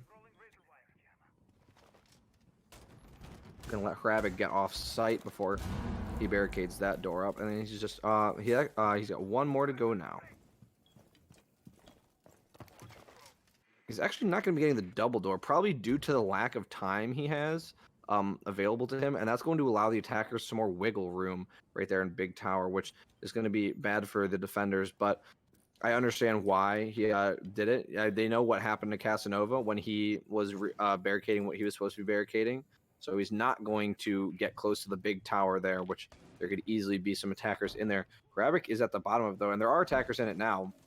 Hrabic's pushing up the bottom. Manly Banana is watching the staircase, so he peeks away at the last second, though. He will see if Hrabic's there. Nitro Cell flies out. Is it going to catch him? No, it will not. It won't do any damage, and no damage is exchanged anywhere. Juan taking some damage from the electrified wall. I believe that Snail's Electroclaw is getting all 4 of those walls there, which is pretty nice Electroclaw. That's going to be doing a little bit of chip damage to Juan, which is always nice.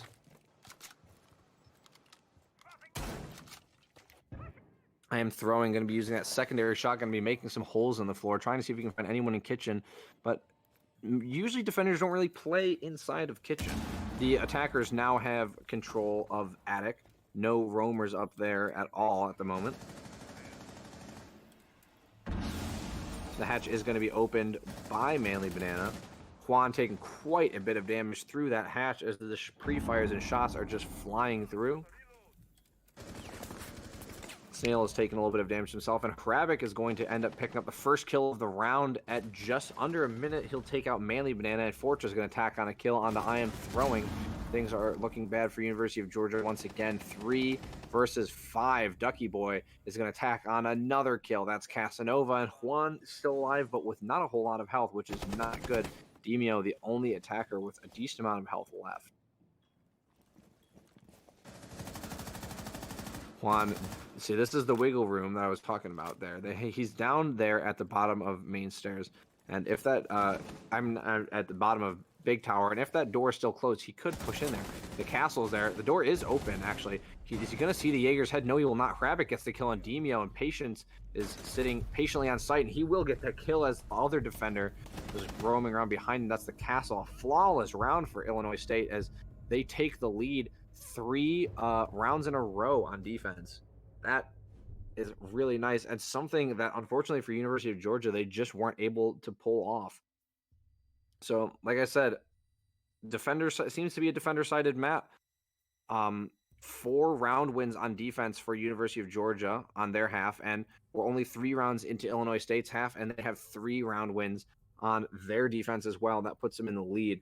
So 4-2, not that bad. That's like even. Now, we would expect to see, if this goes, statistically speaking, we would expect to see University of Georgia win at least 2 rounds here. But this defense is looking very momentous at the moment. Not something that University of Georgia had. They were just trading back and forth their defensive rounds. Illinois State, 3 defense rounds in a row. So they're going to be going back up to Kids Dorm. And that was their initial pick. So they're going to feel very comfortable here. And I wouldn't be surprised to see them take it to match point. And if they'll be able to take it to match point and win on a better score line than it was on Coastline when they started on attack on Oregon, now that's going to be very strong message to University of Georgia. Now, if anyone had somehow forgotten, both of these teams are undefeated at the moment in the league right now in this season. But right now, things are looking pretty good for Illinois State. They won Map 1, and they're up on Map 2. If this trend continues, we might not even see Map 3. University of Georgia is going to have to fight very hard to keep themselves in it, stuck on the bad half of a score line, attacking on Oregon.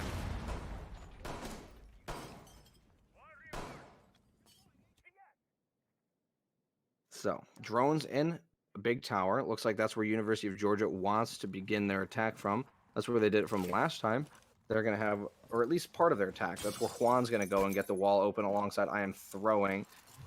Going to Maverick trick the wall. Now, will ISU be ready for this? Last time, it ended up working out. They got Fortra. They got a kill on Fortra out of it. That round ended up being lost overall, but they got a kill on Fortra. The opening pick is going to go to Hravik, though, as he takes out Demio downstairs. That's very early. He's got not a lot of health to show for it, but he does have the kill. And there's still over 2 minutes left in the round, so that's a great pick from Hravik. He's just going to walk away satisfied with that. As I was talking about before, though, Fortra's taking quite a bit of damage over in Attic, because this Juan and throwing a combination over in the attic seems to be doing a pretty good job. They were able to get Fortra last time, and they were able to take attic pretty soundly. They just threw the whole kitchen sink at Fortra, and he's not even going to mess with it this time. They know the wall is being opened now. Nothing Snail can really do about it. He's got nothing in hand, but he's not going to move. He's going to stay there, which means that if that angle is being held by Manly Banana, he's effectively stuck.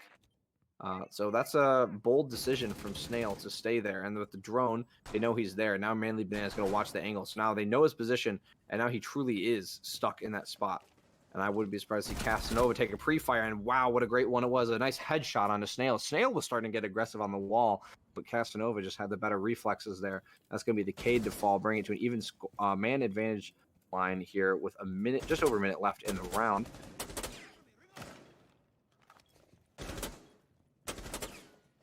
However, a lot of defenders pretty hurt. Meanwhile, all the remaining attackers full on health. Patience, the most full health defender he is, and he's not even at full health technically. He's a little hurt. Fortra, a flashbang collision away from death. Ducky Boy's going to fall to Juan. The plant's going down from Manly Banana. Juan picks up a second one as he's just throwing himself into sight. And look at that. He's going to get himself a third. And I am throwing will pick up the final kill. University of Georgia wins round 10, finally breaking the losing streak on their attack and trying to keep themselves in it as they bring it back to a tie game once again. These two teams, I can easily see why they're both undefeated. They're so good at the moment, and both of them are so evenly matched. That's how you know one of these teams didn't just skate through on easy matches.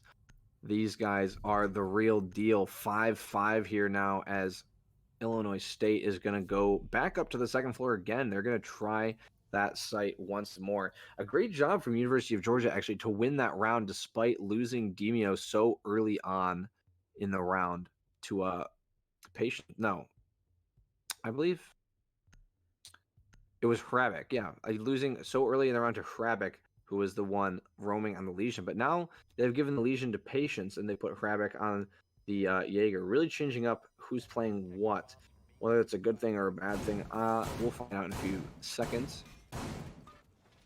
Snail will be sticking with the Cade. And Fortra will be sticking with the Mute, and Ducky Boy will be sticking with the Wamai. So it was really just Hravik and Patience that were switching their roles around. Meanwhile, the attack looking pretty much the same. So will it go the same way? It's at this point, you've seen both teams have seen their each other's defenses and attacks so much. It's just a battle of adaptation. And that last round, I'd say that University of Georgia adapted very well, especially to losing Demio so early on.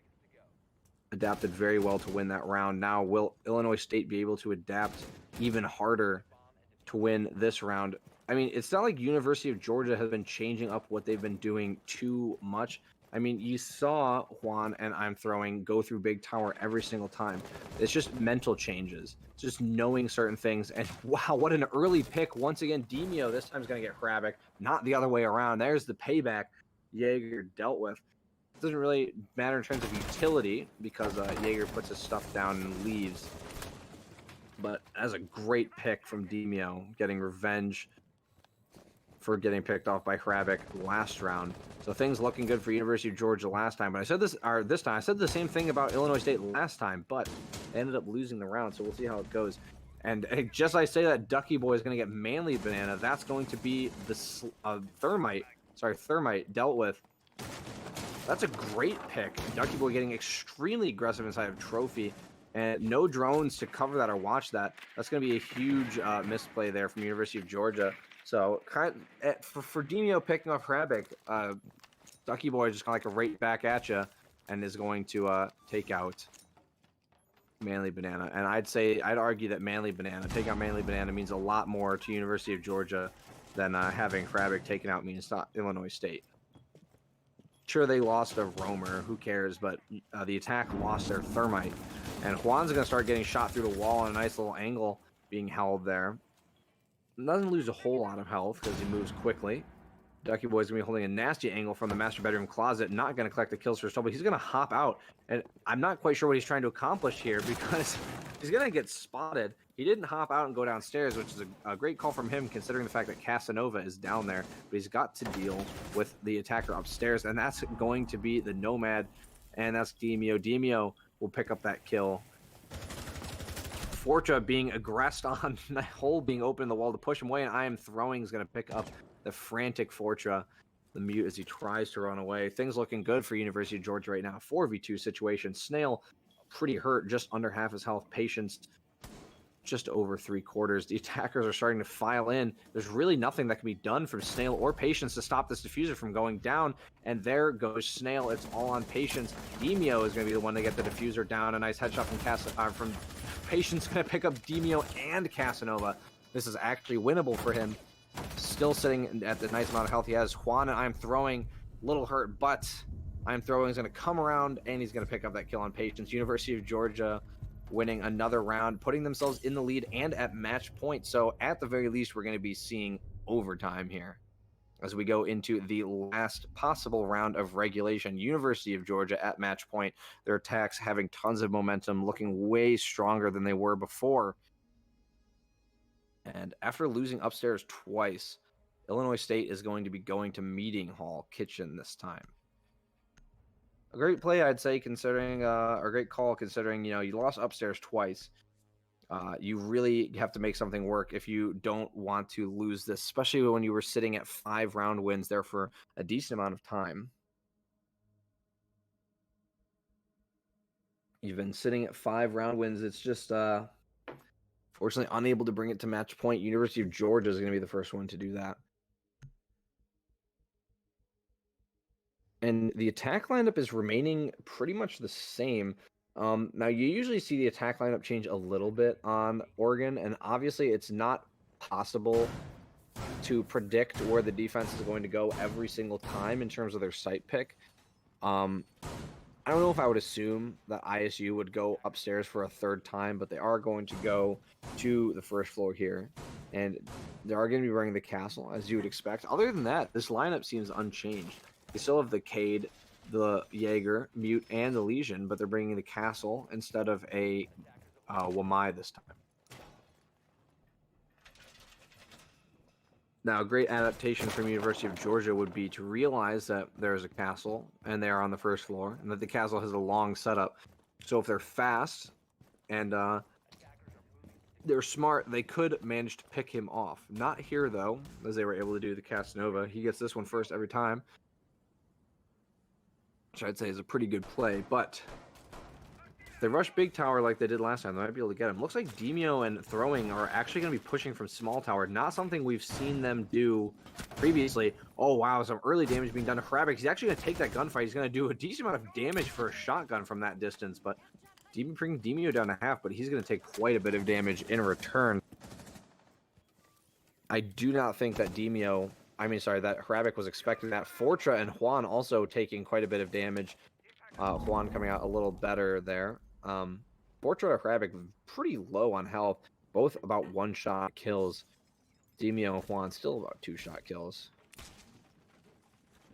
This is a strange attack. It's all beginning from small tower, and it doesn't look like there's any defenders in kitchen besides maybe Ducky Boy. You know, they're all the way, they're in security, but that still allows for a little wiggle room for the attackers to get in and really do something about it. The mute jammer is stopping the thermite exothermic charge from going off on the wall at the moment, but it probably won't be long before, wow, Casanova getting killed on Fortress through the floor with a shotgun, and then the return Ducky Boy getting the refrag on Casanova. That's not something you see every day, something like that. That's crazy. Ducky Boy having taken quite a bit of damage though from that line being opened up, it seems. Of course, Fortra losing his life because of it. Fortra was very low, however, so that's not extremely surprising. Looks like Manly Bananas get the hatch open. Ducky Boy is down at the moment. Not sure if that happened through the floor or what, but he's not going to get confirmed. Patient's going to come pick him up. That leaves Ducky Boy at 20 HP. Hrabik also sitting around that as well, so things looking very good for University of Georgia right now. It is a 4v4, but Hrabik and Ducky Boy are very low, and there's not a lot of people here in the kitchen. And now the reinforcement has been destroyed on this wall. Not sure what Manly Banana is attempting to accomplish there, as that's not going to actually open the wall if he does that. You're going to need a soft breach, and that's going to have to be I Am Throwing to come do that. Unless he doesn't have any impacts left. So it seems like after they lost their buck, this is unfortunate here. They are able to get off. Juan has frag grenades. Another frag grenade. That's going to be a really good frag grenade. It's going to down Snail inside of security. I'm Throwing is going to get a kill on Ducky Boy, but Patience is going to get a kill on Juan, and a nice nitro cell from Hrabik's going to pick off Manly Banana. Demio is going to have to try and get the diffuser down with just I Am Throwing watching his back. It's just Patience and Hrabik. The diffuser planter is going to get killed as Hrabik and Patience clutch that out and get 2 kills there. That's crazy. That was very well played by both of them, and unfortunately for I Am Throwing, just was not watching the correct places to watch, and that just allowed Hrabik to push up with Jaeger and get the kill on the planter. And at that point, it was all over because you would have to get the kills. There's 2 defenders that were still up. Very good play from Illinois State there. And now that was the last round of regulation gameplay, and we're going into overtime. 6-6 tied scoreline here. Random who's going to be on what side for overtime, and it looks like lucky Illinois State, they're going to be starting on defense here. Just doesn't seem like University of Georgia can ever catch a break. Illinois State's going to be going to Meeting Hall Kitchen once again, as they've had luck on that site so far. That's the second time they won it, albeit that last time was relatively lucky. Came down to the wire. I wouldn't say lucky. It's more just the clutch playing skills there, because, I mean, that looked like it was firmly in the hands of University of Georgia for a while there. Like, it was a 4v whatever ISU had situation. I mean, it's really hard to come back from that, but there was just some great plays. The nitro cell, some great playing from Jaeger, all around very good. And University of Georgia is going to be left wondering how they did not win that round.